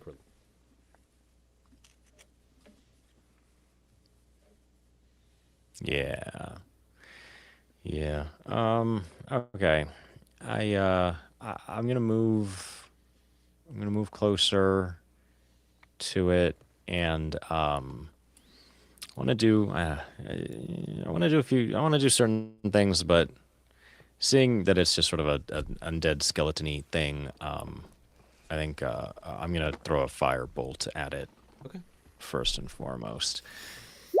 17 to Oh, nice. hit. Sweet. Damage. 6 fire damage. Cool. Wow, that's 2d10. Give me a 6. Love that. Oh, that's 2d10? Oh, Yeah. Yeah, it happens. yeah. Don't add anything to it, so you get what you get on those dice. Yeah, okay. I think until I can get closer to it, I'm not gonna do anything. Just it's clearly threatening. It's clearly attacking. So we're doing what we need to do. That's good for me for my turn. Beryl, as you hit it with fire, you watch the gems on it almost seem like they're absorbed. See them just like it takes the damage. It is clearly it hurt it. Like it's not taking half damage or reduced damage or anything. It like gets hit and is like, "Ugh," and then it like, which is like fire up in terrible noise. I'm sure to hear out loud. I'm sorry, everybody. Is there anything else you'd like to do? Not necessarily. Candidly, I want to get closer and see if I can do anything sort of to commune with the crystals on it or something. But for now, we're just gonna do this. Raz, that makes it your turn with the Skelly boy on deck. Okay. So can I move to this spot, or is that... Yeah, you got plenty of. That's like you could stand on the coffin for. Okay, yeah, that's what I was asking. All right. Yeah, so I'm gonna move up here, and then and I can fly over if I had to. Let's see. Got my. I'm trying to think. If I used gust, I'm trying to think. It would be 60 feet. Is that right? How far that blast goes? Yeah, but it remember what- doesn't push him. No, I know, but it would push into the, not in one attack, but eventually it would be possible to knock off of into this water. Eventually. Yeah. Let me give you a hint here, Raz. This thing took not a ton of damage so far, and he already doesn't look. Oh, okay. Well, then I'm just gonna go at him with the scimitar and just attack. And let me see there. What is the spell I always forget to use? The smite one, is that right? You can't concentrate on two Smite. spells. You can use smite, which isn't a concentration spell. That one will do a lot more damage. You also have divine favor, which Right. But you But can use a Divine bonus Smite is action to okay? smite him. Okay. But I don't have to activate it before I attack, is that right? You Only when can- you attack. Yeah, it doesn't go off until you hit anyway. So as long, is it concentration? I have to actually hit. It's. No. I can put it up. I think. No, it's just it goes off when you hit. So if you want to hit him and then smite him, Because that's that's what it says for it. Yeah. All right. Cool. Just trying to. I always get it mixed up, so I didn't want to mess it up again. Let's see. yeah, My immediately Cloud after hitting it. Scimitar. I will. Okay. Ooh, Did that work doesn't or hit. did the There's a wrong lot of hit? nines going around. Wait, was that damage or was that a? Yeah, Oh, he that rolled is damage. damage. Yeah, you gotta sorry, I roll, clicked the you wrong gotta roll button. to hit, man. Oh, okay. Alright. Oh, that's a crit Well, one. it's- Yep. There we go. As you go to swing at this skeleton, like it glances off the crystal on the side of it, and you end up accidentally chucking your about 15 feet away. Oh my god. Slip off of it, and it just like slides away, and you're like, slides. Okay. Anything else you want to do? You're, I think, a high enough Uh, level you can attack twice. I do have the ability to attack twice because I'm a. I think it's one of my feats or whatever. For It's being just a normal. soldier or something. I can't remember. It's just Martial class is just. Okay. Yeah. I want to actually stay in his proximity. Move over here. Can I move again? Yeah, you can move after hitting. As long as you've got Okay. speed left. And then I want to. I have a shield bash attack, I think. Because You can I always have pull the a weapon as new- part of a move. About another. Okay. Well, then I'll pull out my longsword and I will try to attack him again from here, Okay. though. That hits. There we go. Yeah. 18. You guys are out of initiative. I did too. Oh. Ethan's getting Yeah. laggy.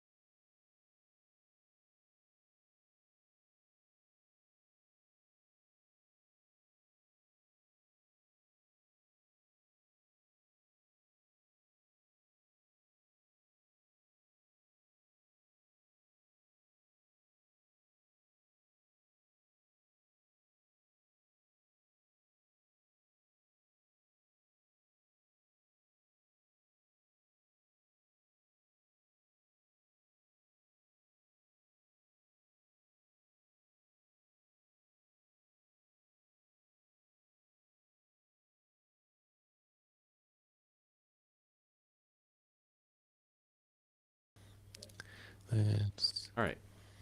Should be back. Hi, everybody. Woof. That was fun. So where we last left off, Raz, you guys may not have heard this, but Raz just scattered the bones to the ground, the crystals of the skeleton bouncing off the wall, ringing out, scattered along. You guys are out of initiative. The one Skelly boy is no longer with scattered. There is, as you guys can probably see, a doorway to the south, hall that leads to the door. There is a some kind of mechanized device over here, some kind of like sink or tap over here, and there's often strange lettering. What to do? I want to go look at the lettering. Me too. Yeah. Okay. I want to check out the remains of this thing we just killed. Raz, roll a investigation check. Emmy, what are you and BD trying to find? Trying to understand the language? Are you trying to search coffin? What do you? Well, I want to know whose tomb this is, because Yeah, I weird wanna- entrance, but also like, yeah, whose tomb is I this? want to, look at the language. Roll a history check, both of you. And Edie, roll an investigation check. Okay. History. Can Beryl get in on any of that, actually? Oh yeah, Beryl, get over here. Also What do you want to interested do? in this. Oh, it sucks. Okay. If we can't tell at a glance what the language is, Beryl's going to spend some time ritual casting comprehend languages. But what Yeah, are it we is- rolling to it check is not a for it in the language. first place? History check is what. And And they both sucked. both not very good. But Emmy, 16. with a 22 and Beryl advantage. Or... I used my bonus. I rolled a 4 to get a 16. Whoa, that's crazy. Beryl, you know enough to know that that this language predates the convert. This is something older than. For you, specifically, Emmy, you recognize the language as a form of human, an ancient pre-convergence human language that was probably. You can't understand what it says though. Okay. I mean, I'll start the process. I'll ritual cast comprehend languages. I'll fucking do it. Don't threaten me with a good time. Yeah, right. Okay. It's going to take more time, but I tend to figure that like looking around, investigating, that takes 10 minutes at least anyway if people are investigating shit in the room. So I'm You just will going to lose cast your that and text then map. read everything I can read. Comprehend does not require concentration. Ooh, never mind. Fancy. Right? Fancy shit, huh? Raz, with your role earlier, as you go to look at the skeleton, a couple of things that you notice about him, that he, the body itself, the bones seem to be fused with this crystal, almost as if like the crystal grew up inside of the bone. It doesn't look like something that predated this creature's 17 investigation.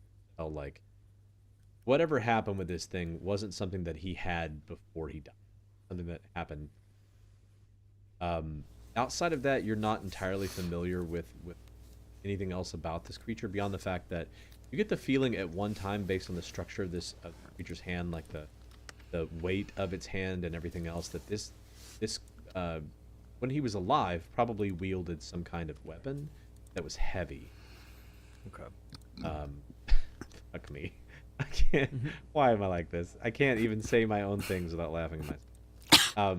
That he wielded some kind of weapon that was like a polearm of some kind, something big. Okay. Can I tell what species this skeleton was? With the 17 investigation check, it's not really the same. You're looking more at like the specific nature. You can roll a nature or a history check to try to determine. Well, I'm just like, is it like a dwarf or human size? It looks humanoid. I don't need to know. It's if the most you can tell okay, from okay. it. You can roll additionally to try to find out what kind. Tell it's human. what kind of weapon was it using? Because the picture looks like it's got like a gem Yeah, sword whatever has thing. grown into its hand almost looks like a crystalline that was what I was making longsword. sure. This is definitely not the weapon. This Okay, whatever I it was did just use. in. Okay, because I was gonna say if it had a weapon, I was gonna see if I could investigate what kind of weapon it was. But if it's Roll that, an then that's investigation fine. check. I understand. Okay. A 4. Yeah, you're not I sure like my if 17 better. right, if this guy had a weapon, you're not sure where it is or what it would be. Not sure. No, sorry. I just meant what it was fighting me with. I just wanted Oh. to see. Yeah, he that. has That like was a fine. crystal Yeah. like bone that's out of his body. Yeah, that's fine. That's cool. I'd like to see that actually.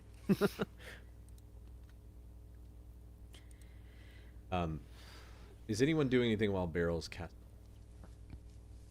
There's, as a reminder, there's water on the floor. There's the machine. There's the tomb, sink, and I'm gonna go look at the sink. Okay. Because that's a weird thing to have in a tomb. Yeah. Is that why the water's flooding? when you walk up to it, it looks like there are 3 separate containers with a faucet in the middle. The 3 containers are all plumbed together, seemingly plumbed to like combine the 3 materials may have been in these. If there is still, but whatever it was, it seems like most likely some kind of an alchemical device or process implement in order to combine the materials.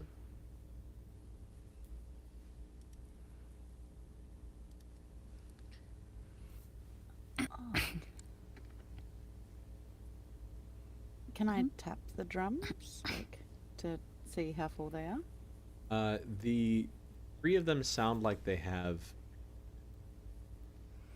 real. You're not sure. Based on tapping it, they don't move very much. They're in relatively stone feel on the outside. You're not sure if it is solid or. Can I just kind of investigate around it to see if, like, under the faucet, like, there's stone eroded or anything like that? Roll an investigation check. Please If you have don't any hurt me. proficiency in alchemy, Ooh, nice. That is a 20. with a 20, there's no erosion around the bottom of it. It doesn't seem like whatever has been cast in this doesn't seem like it has gotten out. But in looking at it, you are able to tell that the faucet itself is very dry. So in order to get this thing working, like to plumb it, you would have to create some form of vacuum, and you have to find a way to basically press the air inside this hose or air into it. We need a method to create a vacuum. Okay.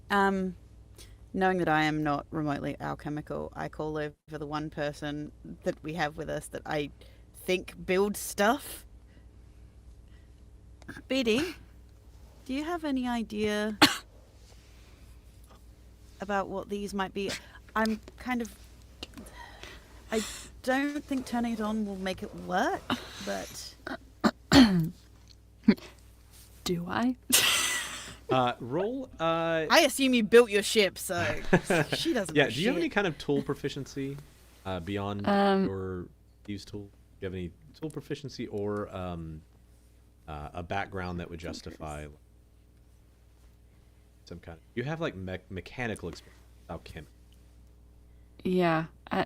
Probably. The Probably fact that your not. ship flies, I Have just you made made it So Well, something. BD I should made be it. inspecting this machine. Probably bombs. I was a soldier too, so I don't know. Okay. I'll tell you what. Roll a roll a sleight of hand check. We'll give you that as Okay. like you could try to tinker with it. I'm not rolling good. No, you're not. I'm so sorry. Yeah, as you try to like get a couple of tools into this thing, you immediately realize that if you keep fucking with it, you're just gonna break it. And oh no. Got that. Sorry, I know Beryl is busy and all, but so he wasn't going to be the one that you call over. But the only person you know who builds stuff, the man is a that was- blacksmith. That part. I mean, Jesus, yeah, but that's the a blacksmith. disrespect. The That's disrespect. a blacksmith. It's Your not words like... were Smack who metal. You builds don't build stuff. I made a ship. It's fine. Anyway, that's all I wanted to say. I will say, Beatty, though, with your experience in working with mechanical devices, I'm going to give you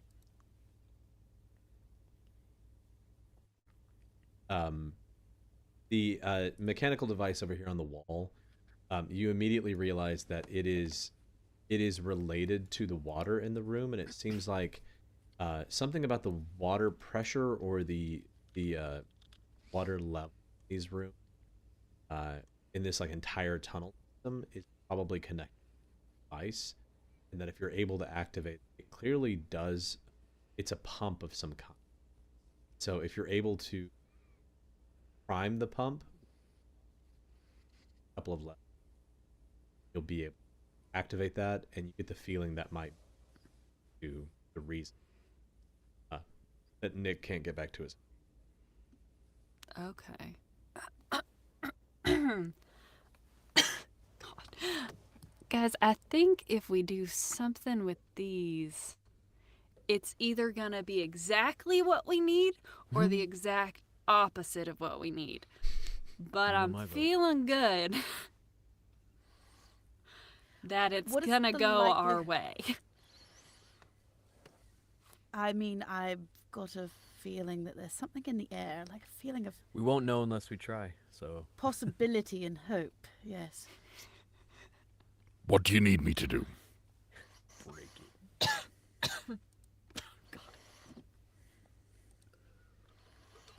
Beatty can like explain, but I'll say it out loud. Basically, there are levers that are in these different rooms that you need to, like, if you've ever used a hand pump before, there are levers in multiples of these rooms.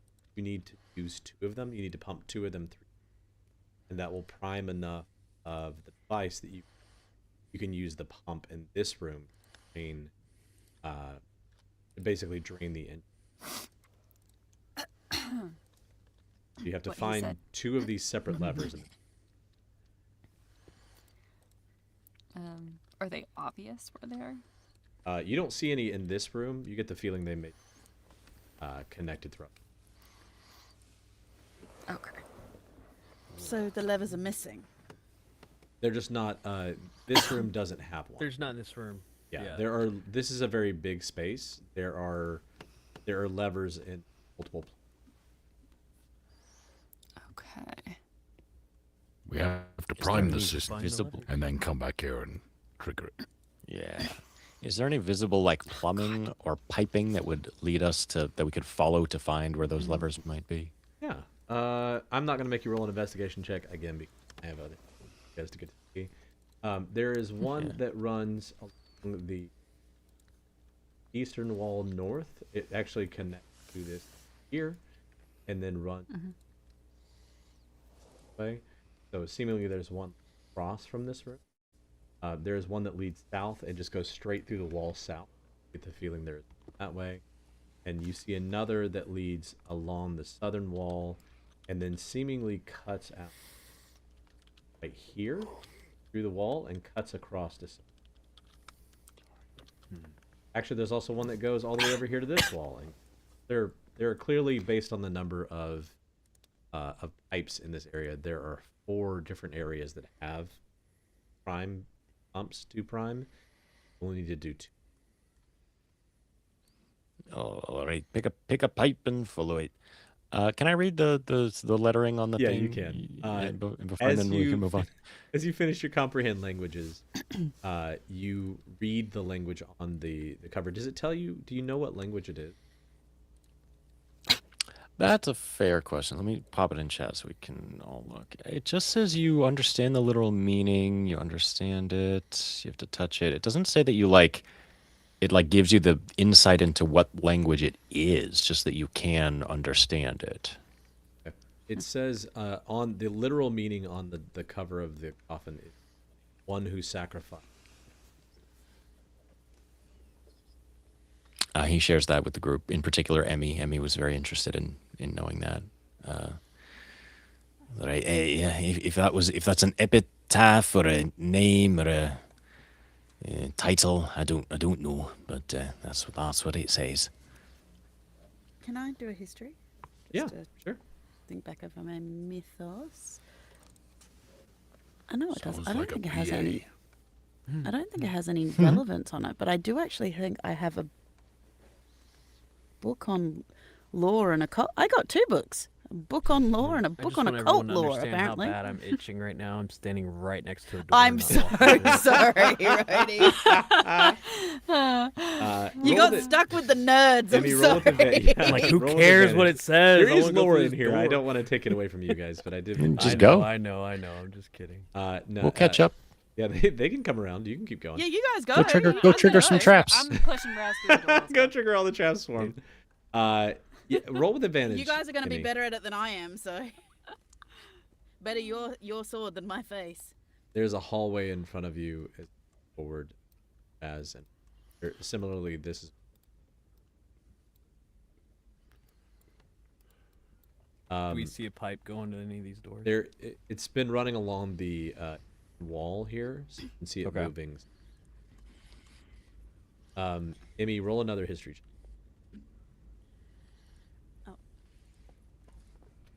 I can consult my book too if that you find that to be insufficient.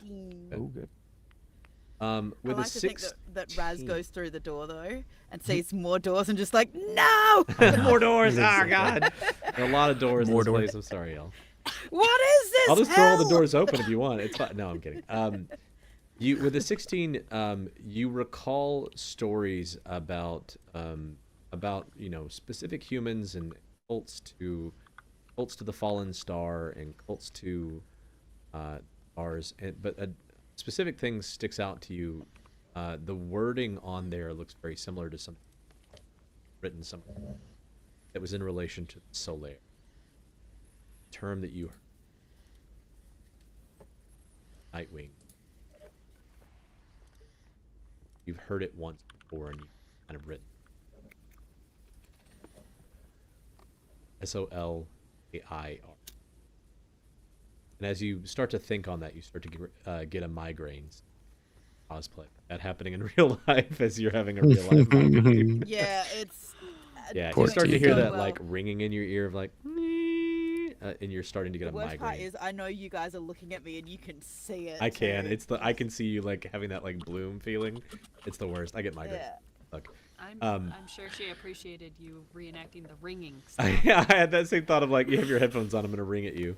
Yeah, but you are having this like very ringing feeling in your. Start to think about. And the boys are moving south. That you can see a pipe running south. You don't see one. No, there actually is. There's one that pops out here, and continues moving west. So there's one to your west, and there's. Raz, you need to be careful. I once heard that you can't simply walk to more doors. Thank you. Ew. I hate it. More doors. Yeah, I put that in I our love episode it. chat already too. You did? That's why I was glad you made that joke independently, because I'm like we were on the same level. Where do you guys want to go? Yeah, I was gonna say I think south is where I Straightforward. wanted Okay. to, yeah. The door is not locked as you tested it. It has a mechanism on it, but this one won't require you to kick. This one is. I still kick it. Yeah, kick it. Athletics roll for me. Grr! Kick that shit. Kick that door. Kick that door. I like it. All right. Grr! It's funny. I keep seeing Aaron's yellow glow, and it looks. No offense. It kind of looks because we're in water. It always makes me think it's like pee, and I'm like, Oh no. I'm a child. Sorry. You haven't been this whole time. So as you walk Constantly. in, Raz, how is your concentration thing still going? It's got it lasts for 10 minutes as long as I'm concentrating. So you All tell right. me. As soon as you walk into this room, bing, bing, bing, bing, bing, bing, bing, they're undead all over this room. There's a lot of them. Oh, great. you immediately start to ping, but across the room you can also see what appears to be a pump handle. Walk over and prime Right that here. 3 times. But something is stirring in this room. I will inform Red Volt right away then. If I would have detected that before, I wouldn't have pushed in as far as I did, but I would have. still come in. Part of the problem with the spell that you have, or the ability, yeah, it's a spell. It can't see through a certain 30. amount of footage. Yeah, it can only see 30 feet, but not through stone, or like Right. things of a certain thickness. Only one it's thing 1 in foot. you walked in and you sensed one undead, and you may have been like, oh, there's only one in here, and as soon as you walked past a certain point, oh, there's Okay. All right. I'll let Red Volt. Well, it's okay. You basically just tapped the other one.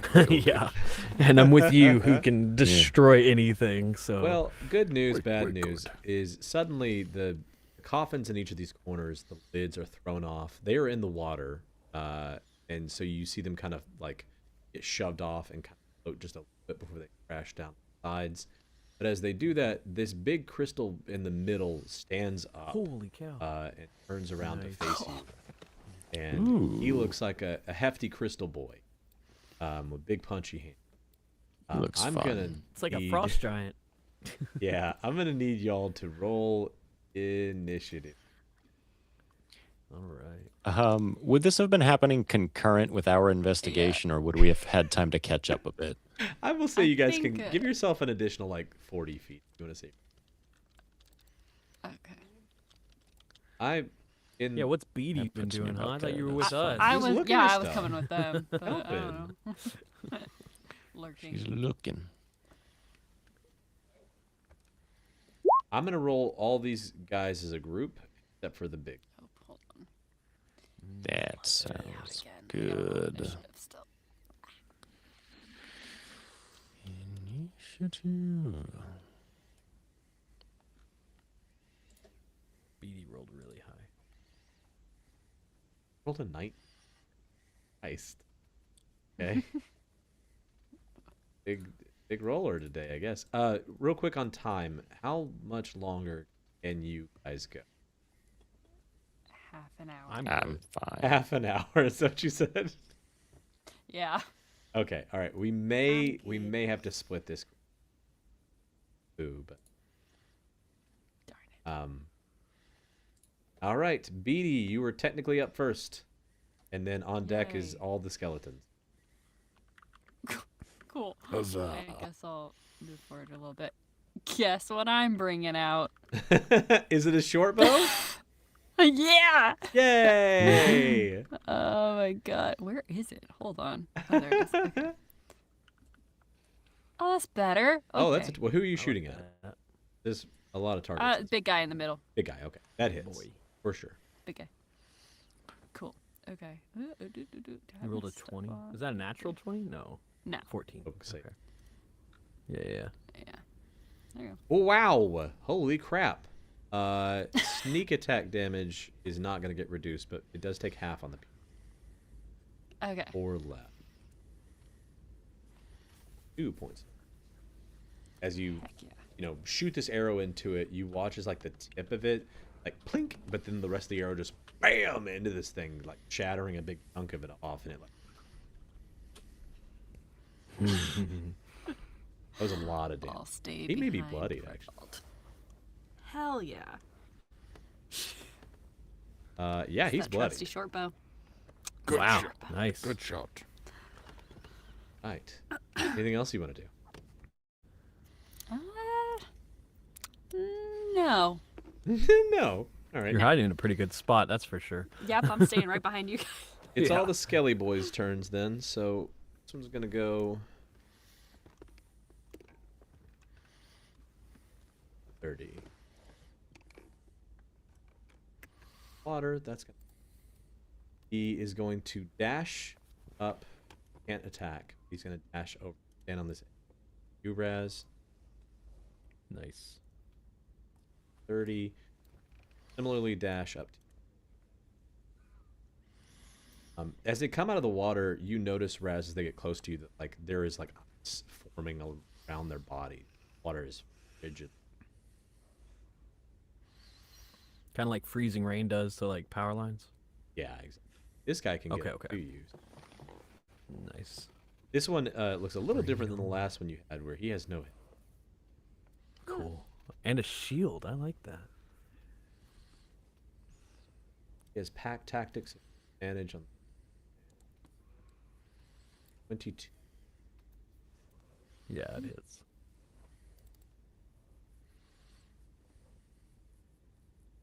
My armor take- class right now says 1 on my sheet because That can't be right. Yeah. You take that is take 9 points.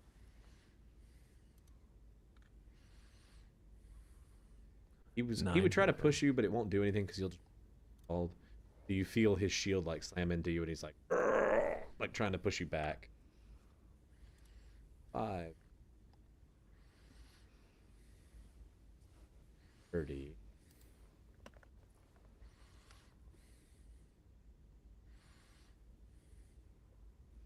Two of them are gonna shoot their bows. Raz and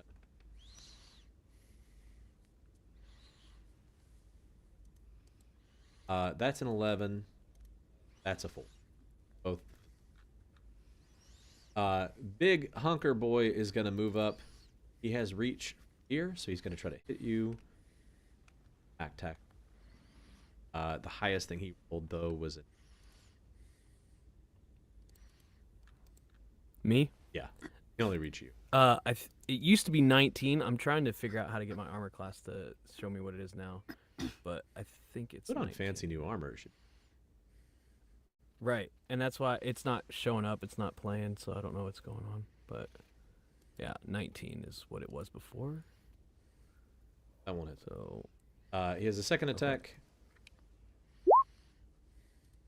The highest one on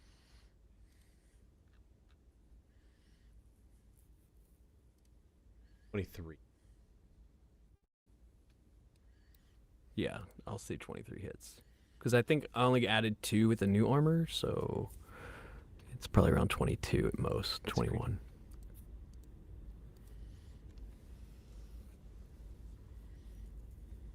Yeah, okay.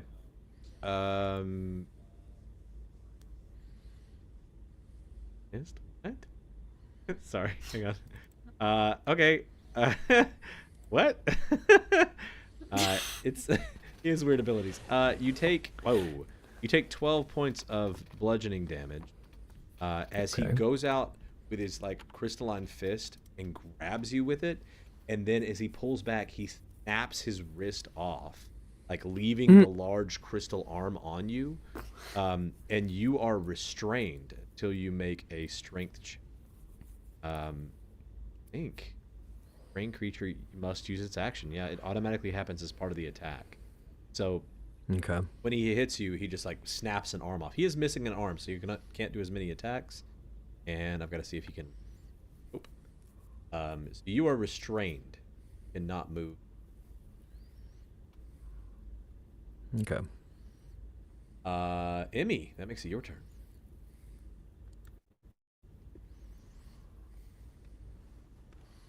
Okay. What does Amy want to do? can't hear That you. is a good question. You can't? I can now. Okay. I think I was probably leaning away talking to myself quietly. There is danger ahead. And as I said, you can move yourself 40 feet up if you. 10, 15, 20. I assumed you guys were like walking. Yes. At that point, yes. I'm only going to do from a distance, I'm going to do the only thing I can reasonably do, which is cast a spell. Which one do I want to do, though? That's the question. Which one does more damage? I'll just do Eldritch Blast. The Eldritch Blast? Yeah. Yeah. We'll do that. Which one are you Wow. hitting? There's a bunch of them. The one huge... Big boy. You know what? Because I can probably see, he's the only one I can see over Redvold and That's fair. and Raz's heads. That's fair. The big boy in the background, I Yeah, guess. both of those will hit him. Do your damage. Oh, roll 2. 4 Didn't and roll well. 4 and a 7. he is still alive, but he is very badly hurt. And that I mean, can Kepri can't do anything. I can put him. Oops. There he is. What does Kepri want to do? Because Kepri kind of stays with Redvold. I don't know why he stays with Redvold. It's probably because he trusts Battle Daddy. Battle Daddy's about to do something reckless, so he should probably stay with you. Even if I did send him forward, I don't think it'd make any difference. So that's all good. Right, Redvold, you were up with Beryl on. So how high is the ceiling? 20 feet. All right. Perfect. So, launching into a rage as my bonus action, I will be triggering off the Rage of the Wild Wolf so that all allies have advantage on attack rolls against any enemy of mine within 5 feet of me. And then, if I can, I want to leap up over Raz, over the guy with the shield, and as I'm coming down, reckless attack strike against the big guy. Yeah, absolutely. He is, for what it's worth, huge, so he is occupying this whole space, but you can land Garrett with him. Hurrah. You're mediums. Right. So I'm triggering a reckless attack.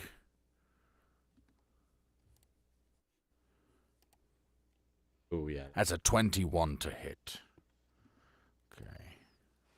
Whoa. That's 14 points of damage. As you come down, cleaving into the monstrosity of crystal, how do you want to sever it? It looks like it's one crystal, like that token looks like it's a crystal monster with a quattle sticking out of the front of it. Yeah, I want pretty much. to separate the body from the crystal. Okay. Yeah, as you come down, you tear into it. All right. Using then my great weapon mastery in the great axe, I'm going to use a cleave attack on the little guy behind me, Okay. To the left of the one with the shield. So if you cleave, you hit multiple people. No, so the cleave, if I hit a creature with a melee attack roll using this weapon, I can make a melee attack with a roll against a second creature within 5 feet of it. Oh, okay. Great. So it's like a free So attack. I basically get an extra attack. Okay, well, Yeah. unfortunately, So 11 did an 11 hit the won't little hit guy? that. Okay. That's all right. In which case, my second attack will be against the guy with the shield. Again, reckless. 17 hit. 17 to hit. For 8 points of damage. Not bloodied Wait, yet. is but that hurts. that? Yeah. Okay. Yeah. We'll go with You have your new Right. bonus attack. that's me. Ow. I used my bonus action for my rage, but next time I will attack. I love that. And one of those will be a bite. All of you watch as as Redvold leaps over this thing, severing the spinal column from Crystal, and as he does so, the skeleton Nice. lands on the ground, collapse him. That brings us to Beryl's turn with Raz on.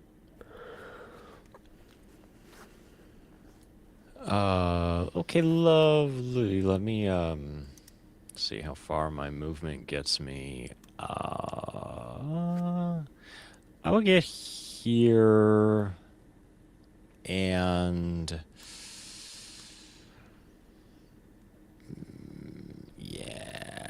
Well, I'll cast some spells. Let's cast some spells into the room. Might as well.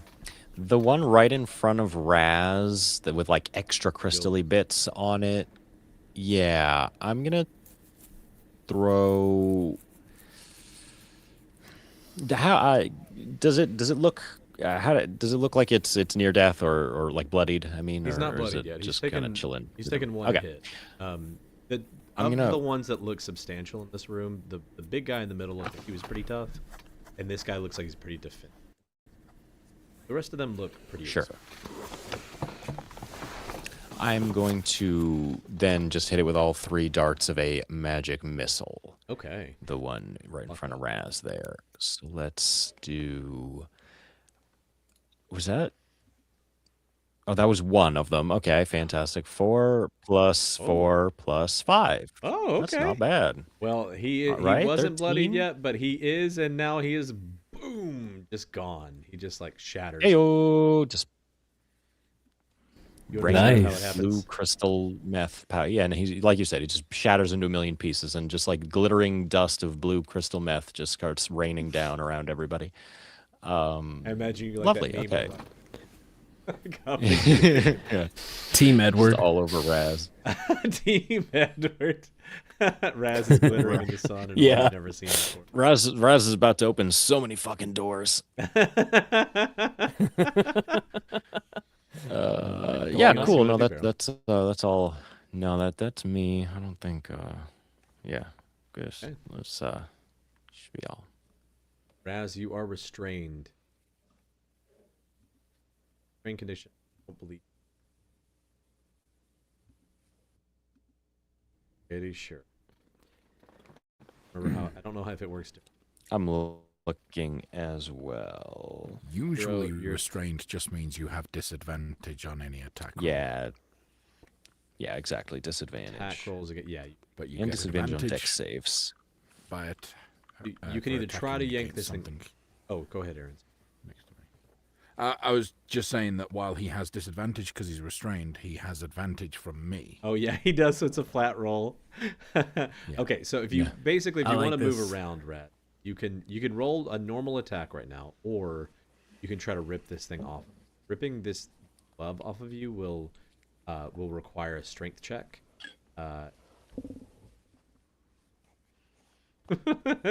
But it'll act as an action, right? Like I Yeah, won't that'll able to be an attack if action. I So try you to can rip either this like thing off. attack twice, potentially like getting rid of some enemies, or an enemy, or you can try to rip this thing.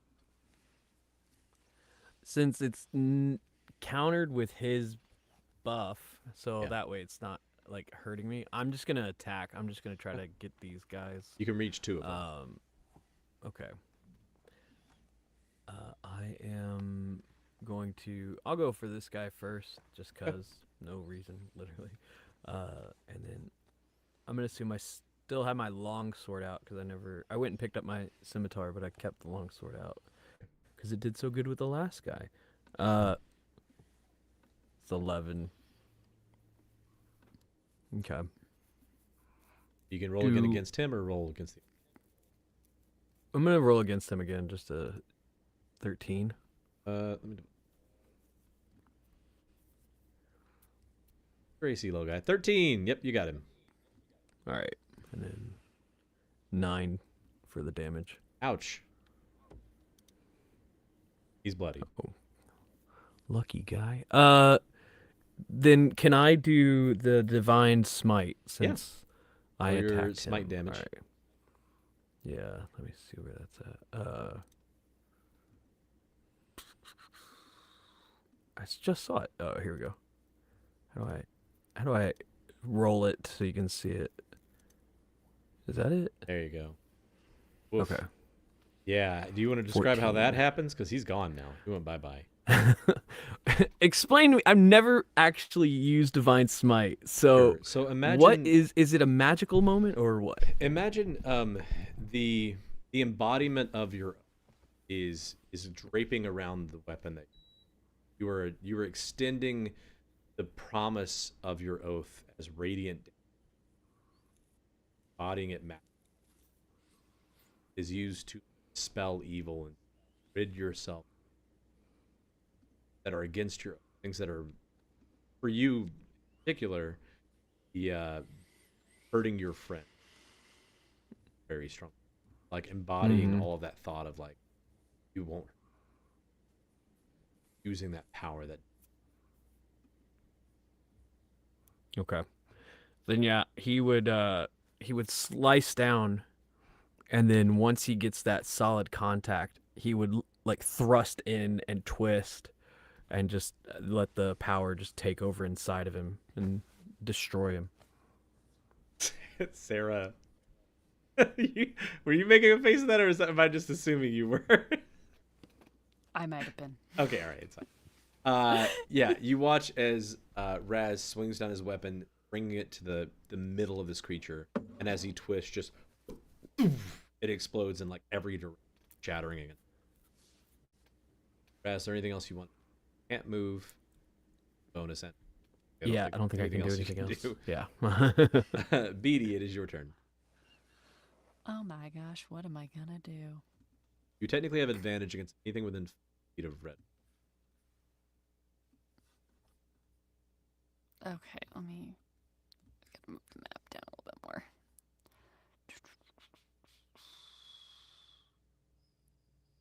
Oh. Should just take him down at that point. I can hear the wind in your background. Oh, 50 miles an can. hour. Yeah, it almost sounds like the Oh, fans gosh. on. It's crazy. Okay, the little dude. I guess between Raz and Redwald.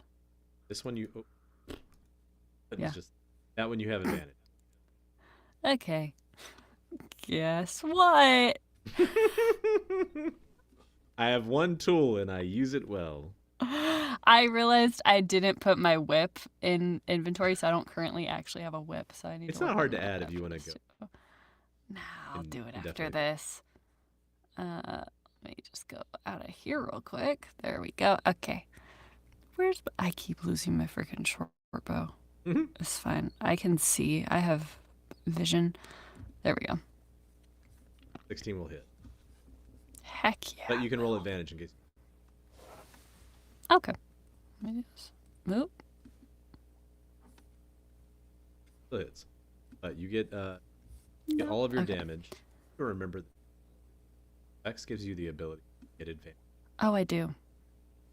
Oh, goodbye, little guy. Okay. Yeah, Bye-bye. you. If you want to describe how he explodes, feel free. But he just is no longer there anymore. Vaporized. It's Okay. fine. Anything else you want to do? I think I'm good. This little guy is gonna rush up, almost like seemingly Redwald. You notice like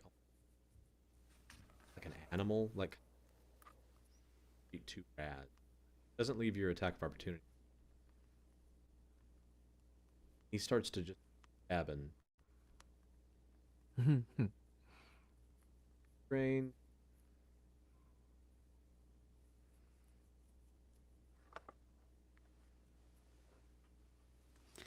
Yeah, it doesn't. hit. Let me see. This guy out of the way, and this here.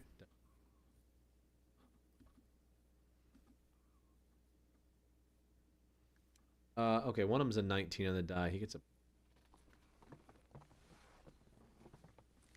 No, that doesn't hit. No, I'm just kidding. Do Wait a a minute. 26, of Yeah, course. I mean, honestly, between the two of them, it's better that the little guy didn't because he is a sneak. Mm. Does Okay. that makes it Emmy's turn. Timing wise, Cool. There's two little dudes left. Okay. I do the warlock rinse and repeat. You have advantage on the attacks. you also do have your Starry Wisp.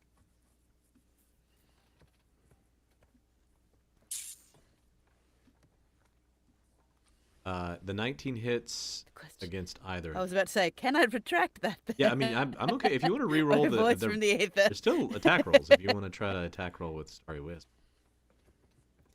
I think I get 2 Eldritch Blast, but I only get 1 Star Oh, West, so that's the difference. But I'm not gonna sneeze at the 22. Which one were you aiming at? So no, but that's okay. I'll take the 22. I'll take the Star West. Why not? Okay. Are you aiming at the one on the right or the left? I'll go with the one on the right. Okay, yeah. 15 radiant damage. Goodbye. He was at full health, but radiant damage at that level, he just And now Raz is blinded. Just yeah, Just just the glitteriest boy right now. covered in blue glitter and being backlit by by the light, divine light. I got a giant hand on my chest. It's just a big, It's yeah, so icy fun. hand just like pinning you down as you're glowing. It's like around your throat just a little bit for funs. Redval, you're up, buddy. It knows what I like. He's learning something new about himself. Around the throat just for funs. We all heard that. Jesus Yeah, Christ. tell me, Vamp. All right. A little bit. I'm a maybe little vampire bit. now. Covered in blue glitter. I love it. I am going to recklessly attack this little guy. Go after the little guy, like absolutely. There's only one little guy OP. left. That That's a- hits. 24 to hit That hit. Oh, for he's 19 points of damage. He did not have a lot of hit points. Go ahead and keep rolling for fun to see how much you would have done. He's gone now. My second attack is a 25 to hit Yep. for a further Yep. 17 points of damage. That's yep. Good. Right. I Over then double his hit bite what points. crystals are in the air for Yep, a that would 25 hit. to hit He's The just D6 licking his plus your lips rage as he's for a beating this further guy. 14 points of damage. You did. Hang on. You did 4.5 times as. You had actually like hit him. You just like art. And he just takes his gone. axe and just like makes lines with the powder on the floor. And that last bite attack is me snorting the entire thing. The whole line of it. Jesus. Oh man. I love that. All right. Well, we are. I know we have a hard cutoff here. I'm going to allow you guys to. I'm gonna give you guys a couple of things in this. I assume you guys would pump the pump. Do it 3 times. Damn it! As you do, you actually watch the water level raise. Just not enough to like. For some reason, concerning. priming this. That's concerning. And then in the middle of this room, underneath a very large kind of skeleton, there is a trident made out of the same kind of skeleton. If someone wants to put that in their inventory, just tell me. It's called a Arium. I'm not really a trident girl, so. I Does mean, Red I Bull- bet Kaida would if nobody else Kaida would does. want to. That's true. Kaida would, Say, Kaida if would Red Bull for sure doesn't be doing have that. proficiency with something like that, then Kaida would. do Everybody it. who is martial Yeah. would have access. As think Kaida as we would kind love of a wrap in the deep cavern of somewhere off in the distance, you're just the strangest.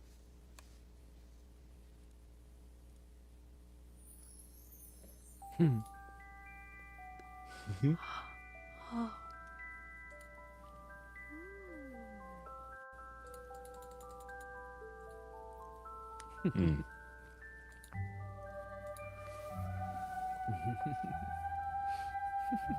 And all of our players can, oh, you guys can't see. All of our players can Can't see it. No. Yeah, I realize. And all of our players can hopefully join it. Claim their own, which we will do after. But that is okay. So, thank you guys so much for joining us for Punch and Roll for Initiatives Christmas Part 1, Part 2. When we return to the tomb of the 3 pump jump. Well, hopefully we'll have everybody here with us too. So. 3 Pump Sploogie Town. Adventure for the gentleman of Kink. I got weirdly excited to stab Raz there for a second because Raz, these things absorb. I know. It's fine. As they went through the water, they Sure. picked up the cold damage from it, so they add that to their damage. All those guys get sneak attacks, so if they'd hit you, they would have done 3d6 plus a 4th d6 of cold damage. All of them. Dude. They all had advantage when you were restrained. I was like, ooh, y'all better start killing these guys fast. That's fun. Yeah, because Like I'm already Julius at Caesar in 19 your ass. HP. Yeah, yeah. Jesus.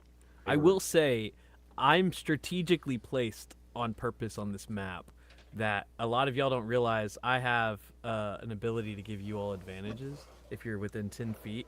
So I made a point not to move in further because I'm 10 feet from Redvold and from Beatty. So I was like, well, I got to stay here because I'm giving them a chance. I mean, you're But good. then- You guys are good tanks Did, too. It's did nice to they have you. know was you gonna were say- giving them Yeah. advantage? Use them I don't as remember human you saying shields. that. Yeah, you might. No, look no, into no. that In ability, but defense, I've never it's never defense mentioned it. advantages, and they didn't get attacked because Redvold destroyed the Oh, you giant mean Oh, goblin. I thought you said you were enemies giving them disadvantage. advantage. Oh, Mm-mm. No, you no, no. give the So I enemies have, disadvantage. well, I have Aura of Protection, so I'll put it up if y'all want to see that. But so it's just within range, you get benefits for, yeah, and I have high charisma, so my bonus to charisma is +5, I guess, or +2. I don't know which one it counts, but anyway, it's more You'd than never know Raz is nothing. charismatic. I know. I know, right? Okay, so yeah, it's a Among my bonus here people, I to was a stud, saving right? throws. I Yeah, see. he also Okay. does Yeah, have yeah, yeah. Charisma the mod, yeah. build Yeah, Yeah, but you that's can not on my impose sheet now, so I gotta. Mm. excellent. Yeah. I remember looking into that, and we weren't sure why he had multiple fighting style feats at the time. Maybe he and I think removed there was a mistake about which one he had meant to choose. I think I started with one, and then I switched it to Mhm. Shield Master after that. So I'm just Yeah. looking. increase your strength score by 1. So I'll post this one so y'all can see what that means too. I really need to remember I have Vex with my short bow and slow with my whip. Yeah. You know what we should do while I'm thinking of this? Somebody help me remember. There it is. Thank you. We should let our patrons add any. I've got 8 Christmas gifts that you guys can have, depending on what you guys pick, and then I'll draw of anything. We should let our patrons make some. You guys want to make up Yeah. I can give you guys some examples of what's in there, and you can what some other things, or if you don't even want to stat block it, just tell me what sounds like fun. Actually, I'm gonna tell you some of the names of them. I think some of them. I There's- think you'll need to put a post up on the Patreon page that they can comment on. Yeah, I was gonna talk to you, Yeah. Aaron. You and me will talk about that. Actually, if I tell you what they are, it starts to ruin. It starts to ruin them pretty quick. I can't. I do love how excited you are though that you're like, I want you to see my I gifts for you. I so was really bad." excited because I was like, this is the first. Normally I improv 99. I really want you guys to have a lot of Yeah. agency and choice. But I was like, 4-hour session, Christmas time. I'm gonna do it all at once. I'm gonna give you guys a present because I really want to give you guys a present within the game. I think. I built a whole fucking. I built an actual dungeon, which I never do, and I built an actual. And then you prepped your D&D session. Yeah. Well, Whips Ethan, and chains and I'm gonna tell handcuffs, you, and then more. you made 2 fatal flaws for our group. I gave you too many fucking doors. One- Time limit. Doors is exactly one of them. The other one was you put an unreadable language on stuff, so that took a while. Then the other thing was you made us you introduced a new character at the beginning who had struggles, so we had to deal with that. If you had introduced that guy at the end, then it would have been like, oh, okay. Look, but you gotta introduced meet a new character, you gotta so we meet had to Saint interact Nick with up it. front. He's got to be there. Yeah. No, I agree. I was just messing. But you also also really wanted introduced an political excuse. implications, so that also took a... The second Yeah, I was half like, of me they're not wants getting Red- paid, all of you were like, hey, wait a fucking second here. You literally used the words slaves. It was like, did we use the got word a slaves. conundrum right here. Whoa. And then it turned into a whole What do you think Santa anti-capitalist Claus is thing, doing with and then his there elves? was Do you think he's this, paying them? Well, this is a broader conversation we should Yeah. have then. Aaron, what were you saying? Just that I built Redvold initially off of like inspired by Santa from Violent Night. Yes. Nice. And Can see it. I really want Redvold to replace Saint Nick. You know what? That sounds like a really fun thing to do, like long term. Like you've recognized a goal that you have, like, oh, a mortal can become a god and then control, like, oh, wait a minute, and like that could be a fun like future. When I was gonna say, when we end this entire session, like the entire game is over and these characters aren't our characters anymore, I feel like his history is gonna be he's gonna go back to this place, be the leader for the elves. He's going to make everything right, and he's going to become the immortal new Saint Nick. You're going to become Scott Redfall- Calvin, is what you're Yeah, going to do. Redfall You're Calvin. gonna just kill takes the over old the Santa and Claus, take his yeah. place. But he will rebrand it as Father Christmas. There you go. Very important. Yeah. Daddy Christmas. Daddy Christmas. Your name's Daddy already Holler. shortened to Red, so you're perfect. Right. Red man, the big red man. Yeah, he's gonna get rid of the blue Santa and become the red Santa. Yeah. The red Red coat versus- is going to be the Blue Santa's There coat. you go. I love it. Blood all over. Ooh, I like that. That's Uh, cool. And you're a frost giant, so it still fits. All this is perfect. This is great. That's my story arc. The funny thing is, when I first ever made Bast, I put in his background like he's not super comfortable with the fact that he's king of the fairy elves, and I never thought I'd use it again. And then I was like, hey, you know what? Fairy elves make sense for Santa. Yeah. They're just gonna come be. They're gonna come be elves. Why not? I mean, Redvold's already got his Mrs. Claus, so he's good to go. Exactly. go. Got a And, line. I mean, S in most it. of us are shorter than Redvold, right. so Yeah. he also kind of has his elves, I guess. Kind of reminds me of Claus. If you've ever seen that Santa interpretation where it's this massive who lives Oh, on the yeah. Yeah, I Oh, think yeah. so. No, it's awesome. Yeah. It's such a good one. What? It's got the a art style's got David Spade in it. But like that. Good show. Actually, since sorry to do this at the end of the session, since this is a Christmas thing and we're talking about really awesome, cool Santa Claus, folks, check out the Tales of Levanthria series where I narrate a Father Christmas character, who is basically what if Santa was a monster hunter. Nice. I love that. Yeah, we also do need to get out the word too. I think I've got like auditions for the other side game we're gonna do, but doing auditions for that.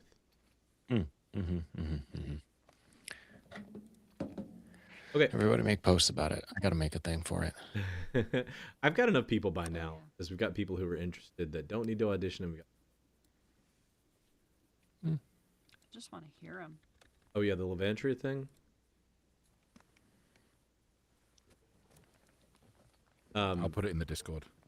Yeah, but thank you guys so much for joining us. I'm going to cut off the stream and say goodnight. Sorry for all the technical issues. I don't know what to do. Talented actors, we're not tech people. I don't know. But thank you guys so